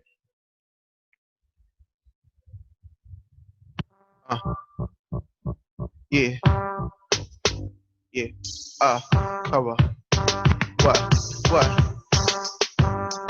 Yeah, I'm off the chain. Got mint champagne. JDR, hotter than weather. None better. Check it out. We bringing it. Here we come. Watch your back. Guard your grill. Yo, who the nigga that be raw as ever? Yeah. I fall off never. I cannot flow and still be. You want me to skip it? Yeah, go to Champagne's verse. Okay. Still bring heat. I'm the nigga that y'all chose to shine. I might blow your mind just like X. I come through and fuck. How long we go? Fast forward it. Here we go. Running, I'm screaming out. Here we go. Here we come, nigga. Here we come. You best watch your back. Guard your grill, cause here we come and we told it still. Here we come, nigga. Here we come. You best watch your back. Guard your grill, cause here we come and we told it still. Yeah, I come, nigga. You about to get done, nigga. A combo of EV, even this raw nigga. And champagne, always spitting hot flame. Watch out, slow down, or I burn your name. I ain't playing. Everything is real, what I'm saying. And if you down to kill on your back, you won't be laying. Word up, I'm here and I ain't going nowhere. It's my time to shine, so y'all bitches beware. I plan to stay up in this game for hella years, and I know it's gonna be them days, but I ain't crying tears. I gotta hold on, best believe when I stay strong. I'm struggling for the fame and my name still lives on, but I'm maintaining, living day by day. I don't give a fuck about what y'all say. You heard me? I'm a back if you know what I'm talking about. I see nothing but the truth, so don't even doubt. I'm coming through, so y'all rap niggas get prepared. Y'all ain't gonna see me coming, you just don't know that I'm here. You may not know whether to fear or whether to cheer. Hey, I really don't care, just keep it real. It's your prerogative. But you know what? I'm coming to 2000 is the year. Yeah, yeah. 2000 is the year. Yo. What's Whoa. up? How old was she? Champagne, Was she yo, 16, listen, 17? she was 16. 16. Oh my God. Which was crazy. Which is crazy. We used to have to like, I think me and Illiquid had to go meet her mom. Wow. Yeah, I had to go meet her parents too. Because I was always the ride. I had the ride. Okay. I think that's when I had my sports car. So I was like, thought I was the shit then. And so, remember it was the a black Dodge, car? right? Didn't you have a Dodge? Yeah, I remember that. So, so I think it would be me and Steven who will always go pick her up. And Right. I think one day her mom was just like, nah, you can't go nowhere. Who is this? It's like, I don't know. Okay, I'll go in, we ain't doing nothing nefarious or nothing like that. So it was just like, yeah, we'll go meet her parents, we'll meet her mom and whatnot. Right. And then at this time I didn't know, her nationality or nothing like that. Right. So it was like, she said, hey, you got to come meet my mom. So we go to the door, and this white lady at the door. Who the hell? Oh, okay. She was like, yeah, nah, I'm Haitian and German. And like, oh, okay, cool. And then we all became cool from there, Yeah. I was, when you guys introduced me to her, I was like, man, this girl is crazy. Uh-huh. And I immediately gravitated towards her because I wanted a female rapper in the crew. Hadn't been able to find one at the time. And then you guys brought her, and she was amazing for 16. I could just see the potential. I didn't pursue her as hard as far as trying to sign her because she was underage, and I just didn't know how that worked, Mm-hmm. So I was just like, we'll let her do a couple of songs, couple verses or what have you, but I couldn't really sign her. I think I missed the boat on that. So once she became of age, we were kind of like doing something different, and she started doing something different. So, but I think she could have been a major artist just because of the way she rapped. She had that sound, comparable to Eve, with her flow. But she was really aggressive. So it was like Rod Digger. Really aggressive. Like, I mean, and Rod but Digger at the was same my favorite female rapper to this day. At Like, the same time, I just she liked said her. it though. I think that we were in a real honest space at that time, because it seemed like everything we said was true. Right. Everything we said was true. I talked about a gun a lot because I had got my first gun. Like, it wasn't legal, but I had it. So, you know what I'm saying? Like, everything we said was absolutely true. You just said it was Eve and Raw Digger. She said it was Eve and Raw. Like, everything we said was like super duper like true. And I think that because we were fortunate enough to come from an era where you couldn't say it if it wasn't true. Right. Like, you could, like, it just, you know what I'm saying? Even if we found out later that all our rappers was lying, we didn't think they was lying. Yeah. You know what I'm saying? Like, we didn't think so. We thought what you said was true. Now It's like, yeah, let's just lie. It don't matter. But back then it was like, listen, this is literally what happened. This is how it happened, whatever. So, Yeah. I mean, that's how rap was to me back then. Like, that's why I never would rap about stuff that I wasn't doing. Right, because that was just the code that we had. Like, yeah, that was if you ain't never did or been either one step removed or right there when it happened, you can't talk about that. It's not what you could say. Yeah, so, very authentic back then, man. You was like, but it made it so that you had so many different styles too. And that's what I loved about the rap back then. There's just so many different styles because everybody was putting their own personality in the music. And you weren't trying to be a certain mold to get into the industry, Mm-hmm.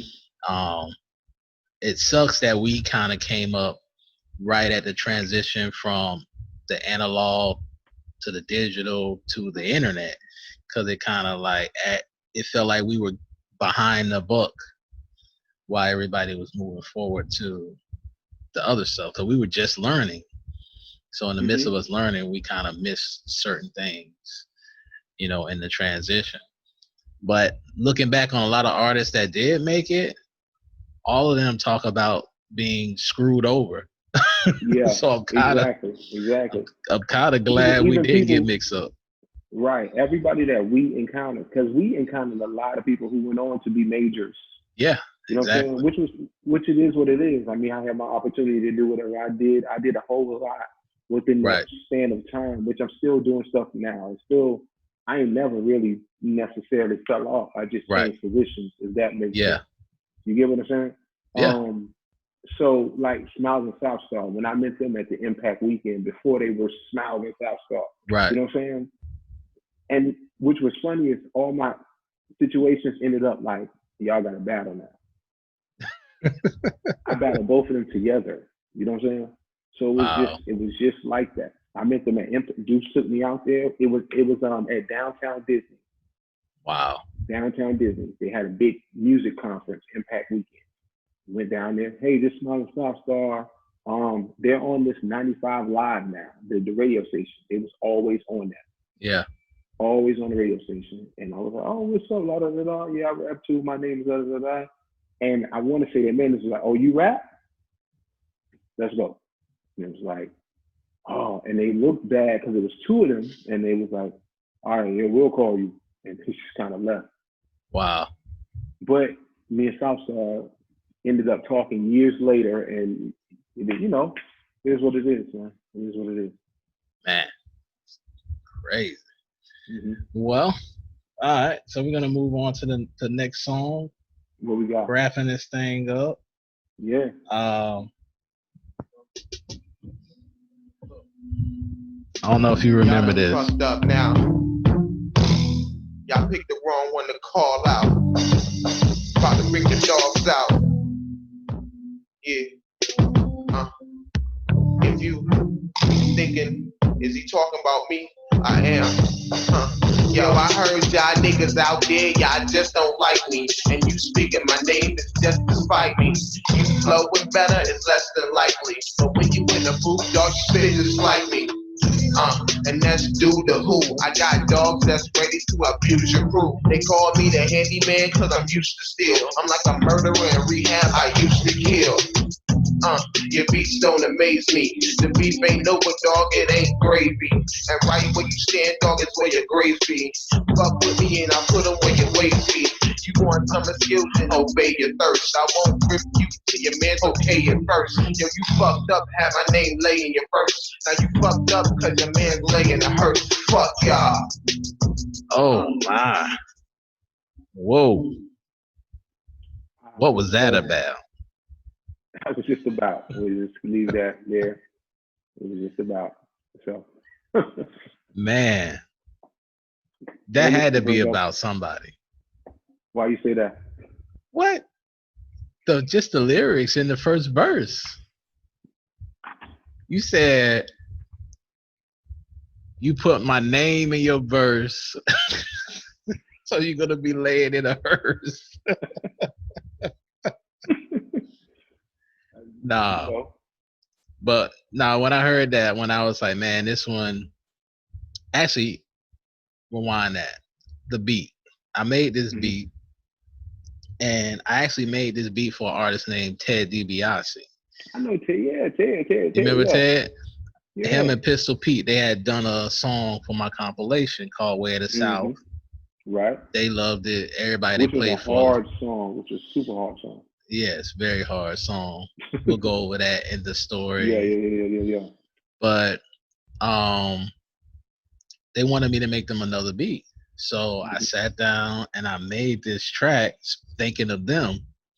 And I threw in like a soul sample that said, "Are you blind?"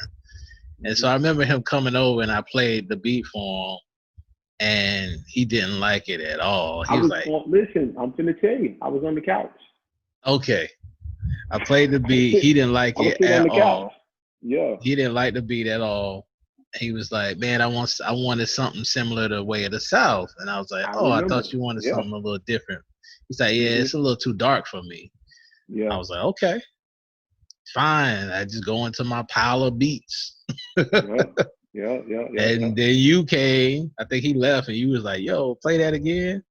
Yeah. And I played it, and you was like, "Turn the sample down a little bit." The sample, 'cause I had the sample up real loud. Turn the sample down, kind of like in the background. I turned it down. He was like, "Yeah, I like that." I was like, "Okay."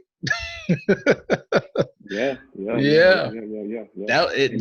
That was the same thing that happened with the compilation song you did. I had made a beat for another artist, and he didn't like it, and you heard it. I think I was just taking beats. I didn't care what they was. I was just. But you picked some hard beats, boy. And I think that's what you don't want it. Cool. Yeah. Sure? Cool. All right. It was crazy because you was picking hard beats, like that one that the other guy turned down for the compilation. I thought it was one of my at the time. I felt like it was one of my best beats, and I still do to this day. Right. And when you jumped on it, I was like, okay, it was meant for you because he wouldn't have rapped over it like you did. Yeah. So it was just like, all right, what should I do with it? And then that's just how I don't know. That's just I took pride in that. Like I'm gonna make you like it now. You're gonna wish you did it. You're gonna wish you had it. You're gonna wish you took it and did whatever you're supposed to do with it. So that was like my I don't know. I was real like spiteful to people back then. I was just like, now you're gonna turn down a beat, especially they would turn down your beat. So it's like, okay, watch what I do with this, and then you're gonna be like, should have got that. Nah. Yeah, they heard it later on, and he told me, "Yo, that was hard, man." Yeah. He's like, actually, you know what? He asked me, "Yo, what's up with that beat?" I was like, "This the same beat that I played for you." He was like, "Nah, man, that's a different beat." I said, "No." I said, "Only thing different, I turned the sample down." He was like, "Oh, okay." Nah, but what we was talking about previously, all of that was going on around this song time. Right. You know what I'm saying, with the situation with the beat and there's some stuff on the east side was going on. So it was just like everything was happening at one time. So it's like, perfect. Right. But if I had said some names in it, it would have been a whole like real, you know. I know. It would have been a lot of beef. So I like how you kind of covertly put it out there, so the person, whoever's listening to it, will know that you're talking to them. Yeah. So, and then I said it because I was waiting on somebody to really say something. Right. You know what I'm saying? Right. As you remember when we got into that other situation. Yes. You know what I'm talking about, right? The one with Cool C now? Nah. Yeah. Okay. When that other situation came, Phrase that pays. Everybody was like, I'm saying everybody's name except yours. I'm not saying your name. You know what I'm saying? Yeah. So it was like, okay. So I was like, it didn't. At that point, it didn't matter who said it. You know what I'm saying? Yeah. I was just waiting on somebody. Please say something. Please, come on. Yeah. Nobody. They actually put a respect. Right. Shout out on their diss towards us. It was like, we're dissing everybody over there but SKILLZ.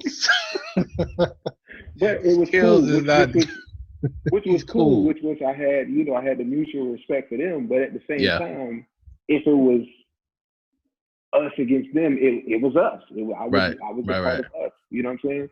So at that point, everything else out the window. But I appreciated it. I left it alone. I never said nothing. You know what I'm saying? It was what it was. It was juvenile stuff, and I'm glad we were mature enough to let it just be what it was, you know. But with that song, I was waiting on. Please say it. I was at the finish. I was at the goal line. Like it was ready. Yeah, like that's the one. I was waiting on that part. Say that. Say something. And it just never happened. Never happened. I think the people who needed to hear it heard it. And then I think that's why I put that, because I was even ready for people who I didn't even have a problem with.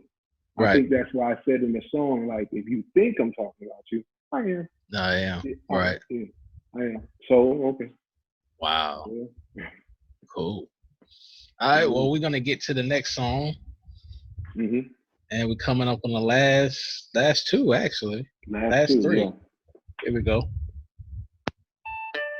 Yeah. Ice cream, niggas. I ride with ice. Nah, and cream. Ice niggas. cream. It ain't the cream.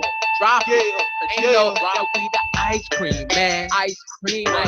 What? You scream, they scream. We scream, they scream. Ice cream, man. Ice cream. What? Cream. What? You scream, they scream. So I only want to ice like cream, cash man. money. Them niggas that flash money. Them real niggas, 6-figure people that's cash hungry. For real, thug. I'ma be the one that hustle up. Get going, watch my bankroll steady climb up. If you real gritty and rough that you say you was coming, get me. I got dogs with me and trust me, they show no pity. If you real up like a threat, let's put it to a bet. At the end of the night, we'll see whose makers being met. I'm a lunatic, insane in the brain like Cypress. If I let you hold this beat, I guarantee you'll bite this. Cause I'm the ice cream, man. Yeah, we tryna fly. Yeah, black. Yo, Funny. the ice cream man. So this is another one of your productions. Right. This is I think you did 2 tracks on the album. Yeah. So this one was actually done for the Underestimated EP. Right. EP. So what was your thinking behind this song? Listen, so I made the beat, just making it. It was the first beat I made with the beat machine I bought. Okay. So then I was like, I gotta play this for somebody. So I just came to your house and was like, check this out. Played it, and you was like, it sounded like something that you play on the ice cream truck.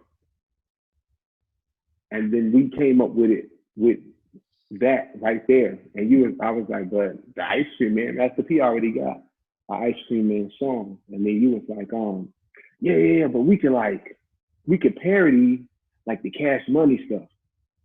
So if you hear in the background, right, talking about all this ridiculous. Yes. So that's how that came about, which was cool. And then we ended up going to the actual famous ice cream spot and taking a picture. And you know what I'm saying? Because people were trying to figure out how you did it. How did you take the picture? And we literally just went and asked them, and they was like, oh, okay. Yeah, we went there. I was very bold as a young guy, man. I was, years above my youth, but I was like, we just gonna go. First I called, and the guy was like, no, like the owner, was like, nah, you can't. And I was like, forget that. We're gonna go talk to the workers. Right. So we went there. We talked to the workers. We told them. I introduced. I said, "Yo, this is a new rapper coming up. Want to use something?"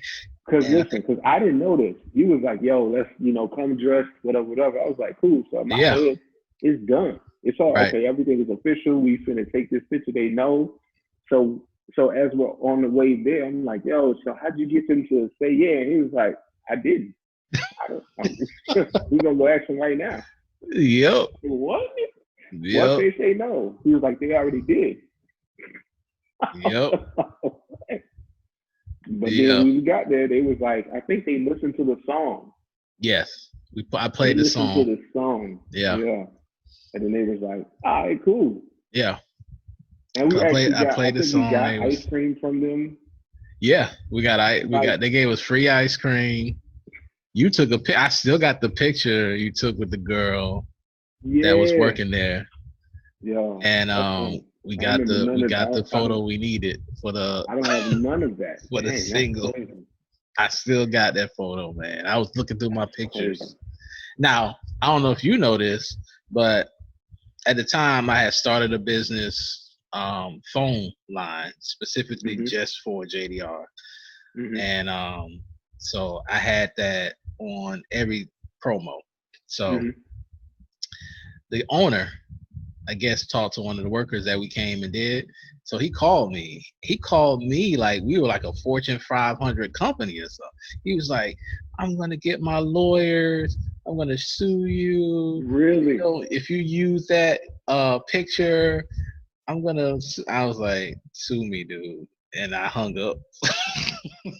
That's funny. And he never did anything. But yeah, that joke was crazy. But the ice cream man, I remember us doing the talent show at the Dr. Phillips Center. And so it was that's it was right. for the guy from Nickelodeon. What was the guy's name? Yeah, because I was on a TV show then. Yeah, and the cousin Skeeter. No, it was called No One Knows Best. No One Knows Best. That's right. Yeah, I was on a TV show. It only lasted one season, but I was on that. I'm telling, because I don't tell people this stuff, but I was on that, and got a chance to meet this dude named Willie G. Right. And he was like, he's doing this big talent show. Matter of fact, Amanda Seals was there too. That's how we became like real cool. Okay. That's how we became like super cool through that little thing right there. Right. And we did the talent show. Well, no, yeah, we did the talent show. And we had to go through auditions though. We had to go through auditions. And they loved. Like we auditioned and they was, stone faced, kind of like American Idol. Right. But after we finished, oh my gosh. They loved us. They was repeating our rhymes and everything. Right. Yep. Yeah. And then we did the show, and me and Mugga had to throw money in the exactly, which was crazy. Which was like he threw money in the crowd. I was like, "What are you doing?" Like, yeah, why are you throwing money in the crowd at a Nickelodeon show? He threw money in the crowd. He took the CD and was walking across the stage doing crip walking. Listen, man. I was like, bro, what are you doing? Me and Mugga, man, he was down, bro. He was down.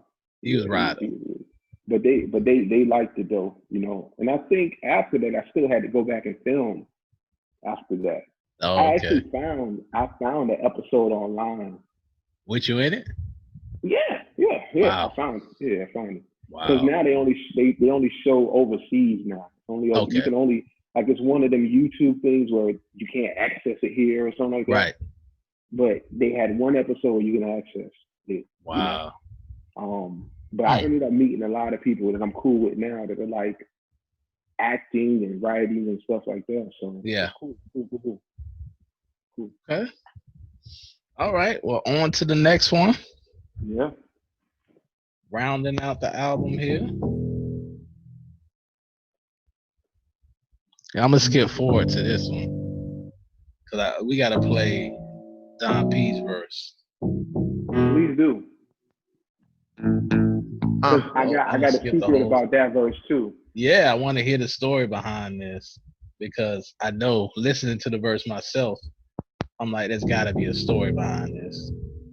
I mean, trying to get our eat on, but you know what I mean? Blame I touched up with skills on this raw endeavor. We bury treasure, so we gonna ride together. And all uphold us, they gonna die together. And when we hit the top, we gonna shine together. JDR motherfucker, yo, we ride forever.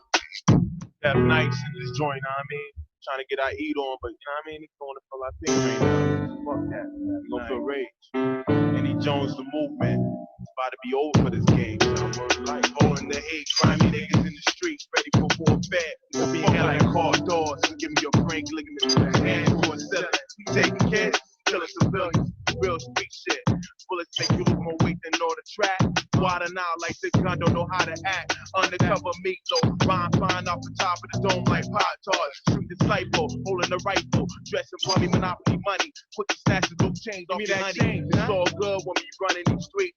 You can tell that we hungry. Look at the ribs done into slums with cats eat crumbs on the daily. Move more weight than on the track. Fuck that, more weight than a weight trainer. Put your body in the coffin and get your mama family portrait. Word to God. What happened? Niggas moving the streets, bullets be flying off. Niggas not the 4th of July. Them niggas die right now in front of your eyes. How you talk about these street disciples? Real street life, nigga. Niggas ain't playing over here. Take your living, niggas ain't playing. You can shiver with this bullet, put you right in the river. And niggas ain't playing no more. Fuck that. What you talking about? South slums where niggas be holding them guns for real. The real niggas do real things. The real niggas are popping things. They'll put you right in the game, right under the sling bang. Niggas hanging, ain't no more hangouts. Niggas shooting till they flame out. Thumbs hurt when we come in. Lounging in a foreign car, the repertoire be street disciple. Can't help but to say it more than once, more than twice, more than 3, 4, 5, 6, 7, stutter, bring it back. It's all her, but you know it's all her. Bullets will fly all day, it's all her. God. Whoa. Man. Hey, so I don't think you knew he was going to be on the song. One. You know what? I didn't. Until I remember that session. I remember that session vividly. Yeah. Because that was the longest session we ever had. Man, it cost me a lot of money. But Eric was cool, so he used to let me pay later. Yeah. So, because he knew I was working at Fun Spot or whatever. Right. And so he was like, yeah, man, just bring me the money whenever. So I did. I paid him everything. But yeah, that was a crazy session because first of all, I made this beat, and I remember making it. This was when I was in the garage area, and I was getting into sampling video games. Right. I kind of made this beat, and I made Time to Shine around the same time, and I had a Dreamcast. And so I had sampled this long portion of a video game, and then by the time I finished with it, it was just a blurb. It was like that bleep. I was like, that was the only thing I could really use from it. I was just bleep. Right. So, but I wanted it to have that kind of boom bap feel, but my style of boom bap. Right. So I did the boom bap, but then I added the, agitated snare drum. And I remember you hearing it and you was like, yo, I like this. And I was like, yeah, man, this is the first time I ever told you I'm gonna be on a song. Right. Yo, I'm rapping on this. Said, yeah, I'm gonna be on this beat. And I was like, I will be on this one. Yeah, I was like, yeah, but I like it. She was like, yeah, I'm gonna be on it. I'm gonna be on this one. I'm sorry, I gotta be on this one. So, but like, then cool. I didn't know Don P was gonna be on it. He got his studio. So I took the beat. Right. He gave it to me. I took it and I went to Kojak's house. Rest in peace, Kojak. Went to Kojak's house. Yeah. He was living on the east side. So I went there and I decided to write it there. Just because I knew that it was the feel that I wanted there, just having them around, if that makes sense. You know what I'm saying? So I went over there, wrote it over there. At that time, Don P was coming in, his Scully tilted like that. Yeah. His shirt, arm out his shirt halfway up. That's like, his style. He's coming. I'm like, where you coming from? He's like, work.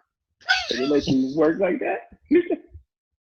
So he said he was coming from work, so I'm writing it. He was like, it's dope. He just started saying stuff, and I was like, you're gonna be on this song. And he was like, I ain't never been on a song before. Like, so you gonna be on the song. He was like, yo, you think your boy cool with it? It's like, I don't know. You're just gonna come with me to the studio when we do it. He was like, all right, cool. So that's why him, Deuce, Fizz, that's why everybody showed up, because it was his first time ever recording. Oh, wow. So he when he gets there, I go in, quick, done. And there's no hook. So you record your verse, do your background, do your ad-libs, and you're done. That's it. You go in, done, right? Yep. His time to go in, right? So when he goes in with the piece. Listen, I know what the verse sounded like. I heard the verse, right? Okay. So I'm like, okay, cool. This is what's up. Because he had that whole Mobb Deep, like just And then how he raps in straight code. If you don't know what he's talking about, you ain't gonna know what he's talking about. Correct. You're not gonna know. It's just literally a code. And so he goes in, and I think he raps the original verse first. Right. He does that first. He was like, nah, because he kept messing up. Nah. So he's like, yo, I gotta go outside. I gotta take a break. He walk outside. And then, so at that time, we just sitting there looking at each other. Burning buddy. Burning buddy. Every time we in there, it's 45, 50 an hour or something. Yeah. We was in there just sitting, looking at Derek's like, yo, so, and we just start talking about something. And we get into a conversation. We look, and it's like an hour past. She's like, what y'all for? Oh, yo, we went to the store, and like, you can't do that. Like, y'all leave. What did y'all doing? This man is. So he comes back in. So at this time, he goes back again by himself in there, trying to do the verse, not working. So at this time, me and Deuce go into the booth with him. Yes, I remember that. I was like, yo, what are they doing in the booth? We go into the booth with him, right? So at this time, I was like, yo, stand in front of the mirror, stand in front of the window. And Deuce was like, what? No, Deuce was like, stand in front of the window. And I'm like, what? He's like, just stand with your back in front of the window. Like, all right. He was like, give me this paper. Took the paper from him, balled it up, put it in his pocket. He was like, tell him we ready. He was like, all right, go. Everything is freestyle. Whoa. So he scrapped the verse and just went with the freestyle. It just went with the freestyle. Yo. I didn't know what the heck y'all was doing in this. I was like, why are they all in the booth? Everything is freestyle. He needed that. He needed that kind of that freestyle atmosphere, like in a huddle. Yeah. It came out great, man. Like, he was like, I listened to it today and I love it. I'm like, he ended. Yeah, he wrapped it all the way through, ended right on the beat. The way that's what I said. Everything is freestyle, and then it was like he ended the whole beat, and it's like you don't even have to fade it out. Nothing. Just finished it. I was like, whoa. So that's what happened. That's probably one of the most expensive sessions I had. I'm pretty sure. I don't think I showed it at the time, but I was frustrated. I'm pretty sure. I know Leslie was frustrated. Yeah, come on, because she was there too. And I want to say she got up and left. I want to say she left. She probably did. That sounds like her. Left because it was a while before they came back. So she was like, and this is how she talked. I'm finna say it. She was like, dog, I'll be back. Man, dog, I'll be back. And she was glad to even left. And we was like, yo, where's she going now? So it was just us three there. Right. Looking at each other. I was like, I don't know what to do, dog. But I think we started fiddling around with Derek's. He had a keyboard there, a DJ X keyboard. Man, I love that keyboard. That Yamaha. Yeah. That was a great keyboard for making beats. Yeah. But that was a session. That's how that worked out. Man. You know what I'm saying? That's how that worked out. All right. Dude took the paper from him and was like, go. Now tell him that you're ready. We ready. Go ahead, start it from the point and then go. Dang. And then he just went through and I was just like, okay. That's what I didn't even know that. Didn't even know that. Yep. Wow. Because if he would have said, hey, he finna freestyle this, you would have been like, wait, what? Yeah. Nah, I don't know him. You know, I don't know. I love freestyling, but I know when you're doing it for recording, it take longer than just having a verse ready. Right. So we used to freestyle all the time. We used to freestyle for hours. The complete opposite. It's easier for him to freestyle than to read a piece of paper. Right. So that's what they do now. I still, you know what? I still got the freestyle. Oh man, I'm at to send this to you. I got a freestyle with me, Eclipse, Eloquent. Who else is on there? Everybody was just at the studio one day at my house. And I was like, yo, let's just record a freestyle. And that was the legendary flip yabbity do, flip your face open, if you remember that. Yes. I did the flip yabbity because everybody came with some really hard freestyles, and I wasn't that dude. I was just a comical guy, so I jumped on there and did the flip yabbity do. Yeah. And everybody was talking about my part on the freestyle. Yeah, like, it's a lot of songs that I don't have. I'm pretty sure it's a lot that I don't have. So yeah, man, I'm gonna have to hook you up with a catalog. Get a lot of that stuff. You know what I'm saying? All right. Well, we on our last song. You ready? Last song, yeah. Here we go.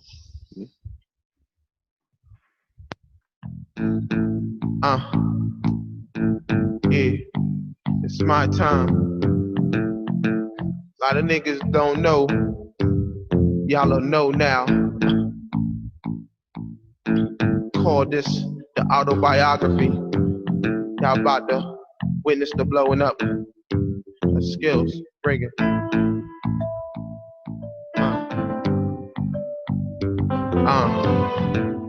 It's beautiful right there.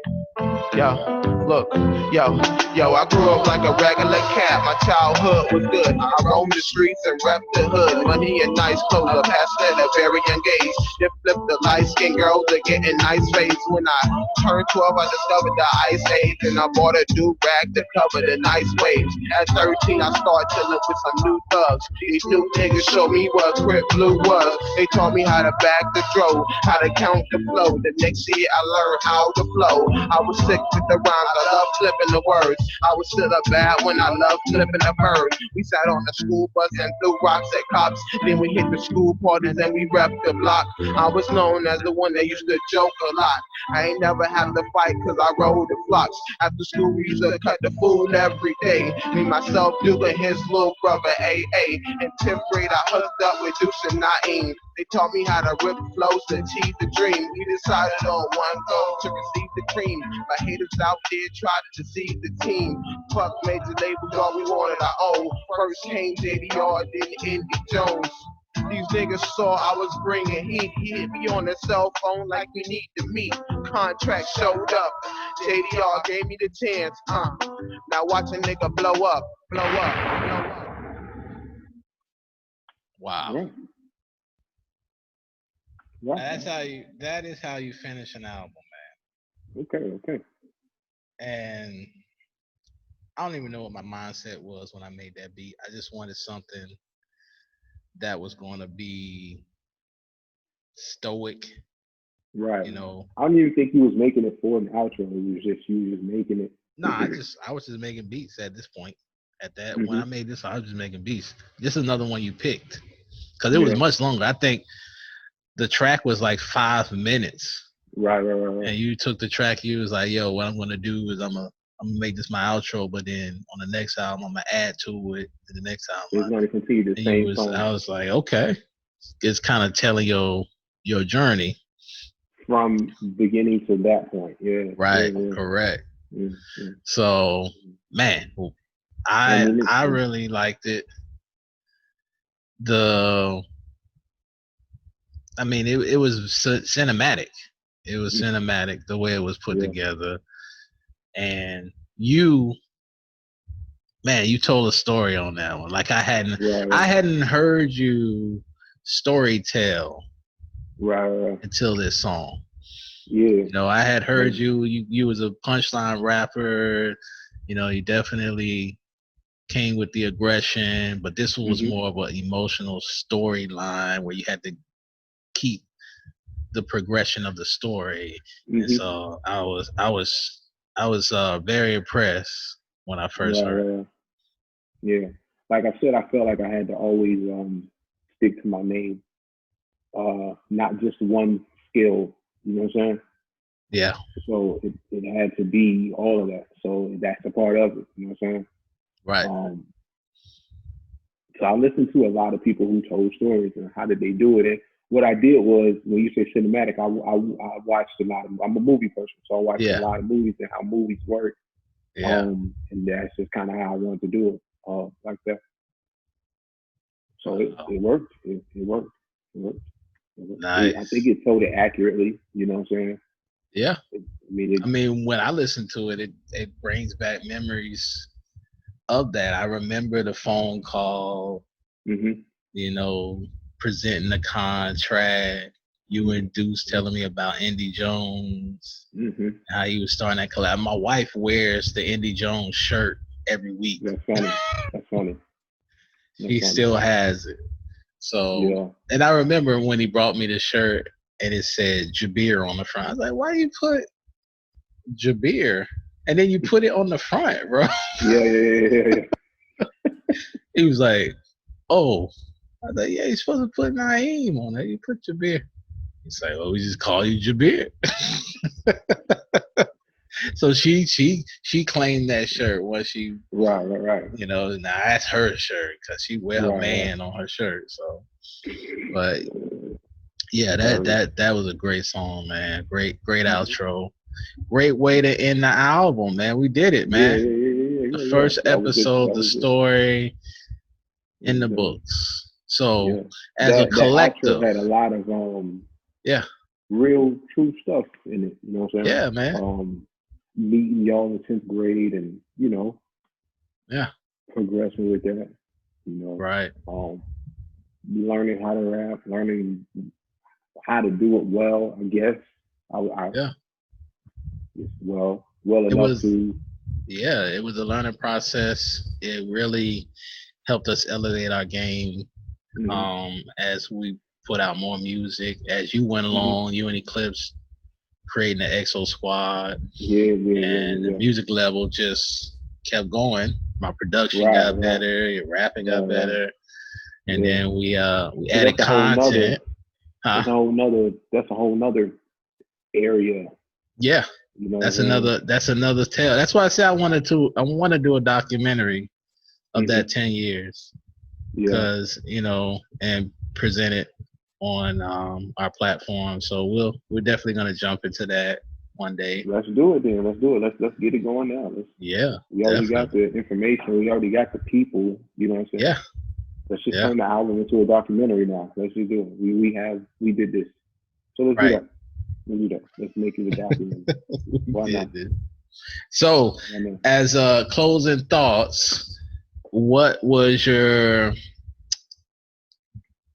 full take on this project? Like, how did it grow you as a person, as an artist? The good, the bad. Through the whole process, which was crazy because as soon as we got done with the process, I changed my name. Yeah. As soon as we got done with this album, I was like, okay, we done, because I think, and the outro was literally the last song, the last thing that we did. Yeah. And it was like, as soon as I did it, I was like, and I was like, yo, I'm better now. Like through the whole process, I think as we record, I got better and better and better. And I was like, okay, I'm done with that. We're recording even new stuff, some newer stuff and even better stuff. We have started recording even more after that outro. We were like, okay, let's get to work on the next thing. Let's go. You know what I'm saying? And then that's when I started doing like the 2-3 songs a week in a day, like just going, like, okay, cool, what you got? We're going. And I think I started going to Miami then, recording in Miami. Yep. You know what I'm saying? And that was a whole different thing. Because when I went to Miami, it was like, you was pushing this up here, and I was down there working on new stuff in Miami. Right. I was recording 3-4 songs every single day, every day. In the weekend, and me and Clips would leave, come back here, work, go back down there, and but I think this did really well. I would run into people who I didn't know, be like, hey, you did that album, blah, blah, blah. And they're like, yeah, how you know? Because I'm not watching the process of putting it out or whatever. I'm rapping. Let me stop you right there while I got this thought, because I'm gonna have to shout out my wife. Mm-hmm. We literally would package everything. We would print it, go to Office Depot, print it out, go to the apartment. We had moved an apartment by this point. Mm-hmm. Sit there, cut each insert, put it in the jewel case, get the CDs, shrink wrap it, put it in the trunk, and then go out and just put it places. Plastered the Agent 407 poster all over the wall. So, and then when we did shows, we would make sure we network. You know, that's how we got the old bomb situation. We got your album featured in Orlando Source, which was I think Julia Beverly and Merc Designs. They were doing that magazine. So we got you in there, which at the time, man, they was covering larger That was like artists. the biggest thing. Yeah. So getting in there was real big. I don't have none of that stuff. I don't have any of that either. I don't have none of that stuff. You know, maybe I do. It's just probably tucked it away in my little storage. None of that stuff. But you know, yeah, man, we definitely grind to make sure it got out there. Yeah. And then I shout out to Deuce Logic too, man. He spread the word on the East. East. That's what I'm saying. So I would get places and they'd be like, "Yo, you did that house, blah blah blah. You're the dude," you know what I'm saying? Yeah. And then everything would kind of connect, and then it would be like either people would hear the album and hit, then we're like, okay, now you got to rhyme for me or something like that. And then that's when I think then during that time the shows got better. Right. We started doing shows where then that's when my DJ mentality came in. Yeah. In the middle of the show, we would switch songs and go with the pop. Right. You know, stuff like that. So we introduce other like beats. I know you started doing that. He was like, "Yo, he told me, he's like, hey, I want to take this beat from this big artist and put it here so that when I'm rapping, the beat switches and then I'm rapping my lyrics over their beat, then it go back to my beat." And I'm like, what? And he was like, yeah, man, I'm gonna do it. And we did it. And I remember we did the show for Old Bomb. And you did that. And man, they loved it. They loved it. Because they ain't never seen it. And they were like, oh, yo. And it just, you know. So it was a good time, man. Well, all right. We're going to wrap it up here.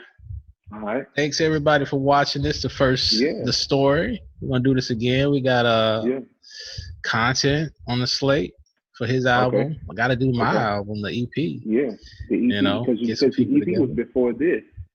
The EP was before this, but this was the first full-length album. Yeah, and you know what we didn't, and it's because it's a hidden track. Yeah. We didn't do the hidden track. We didn't do the hidden track. So if you want to hear the hidden track, tune in tomorrow. You can stream the entire album right here on JDR Recordings. And you'll hear the hidden track, man, featuring my boy DT. Shout out to DT. Yeah. All right, man. I'm going to let you go. This was fun. Right, cool. Yeah, it was good. So, I mean, we have to figure this documentary thing out. Yeah. We're going to do it, man. I'm going to call it, I already got the title. It's called Just Passing Time. Okay. Cool. JDR Story. Okay, cool. So we going to move forward with it. It's going to be long if we're going to do all the albums, all the songs, going to do everything. That's why I say I may have to make it into a docu-series. Yeah. Maybe in 30-minute episodes. Yeah. Because we got a lot. A lot. I know I got a lot myself, so. Yeah, you by yourself, definitely a full episode. Content by himself. Me by myself. DT. You know, and then other people like Sense and stuff like, you know. Craig. What about Craig? Where's Craig at? Craig, definitely, man. I gotta but we have to do this again. This was pretty cool. Everybody calling in and stuff, and calling in, and you know, unexpectedly, I didn't even know he was in the comments until I looked, and I was like, oh man. You know, so that was really cool. Really cool. You see me looking down because I'm watching the Facebook thing. No, that's cool. Yeah, I see that. Yeah. All right. Well, we're gonna edit this up, guys, and we'll post it. It'll be available forever on Facebook. Yeah. So, cool. And I'm actually this will be the first video on the JDR Recordings YouTube page. Okay, cool. So please edit it up and chop it up and however you want to do. You know. Yep. And make it happen. All right. man. Take care. Yeah.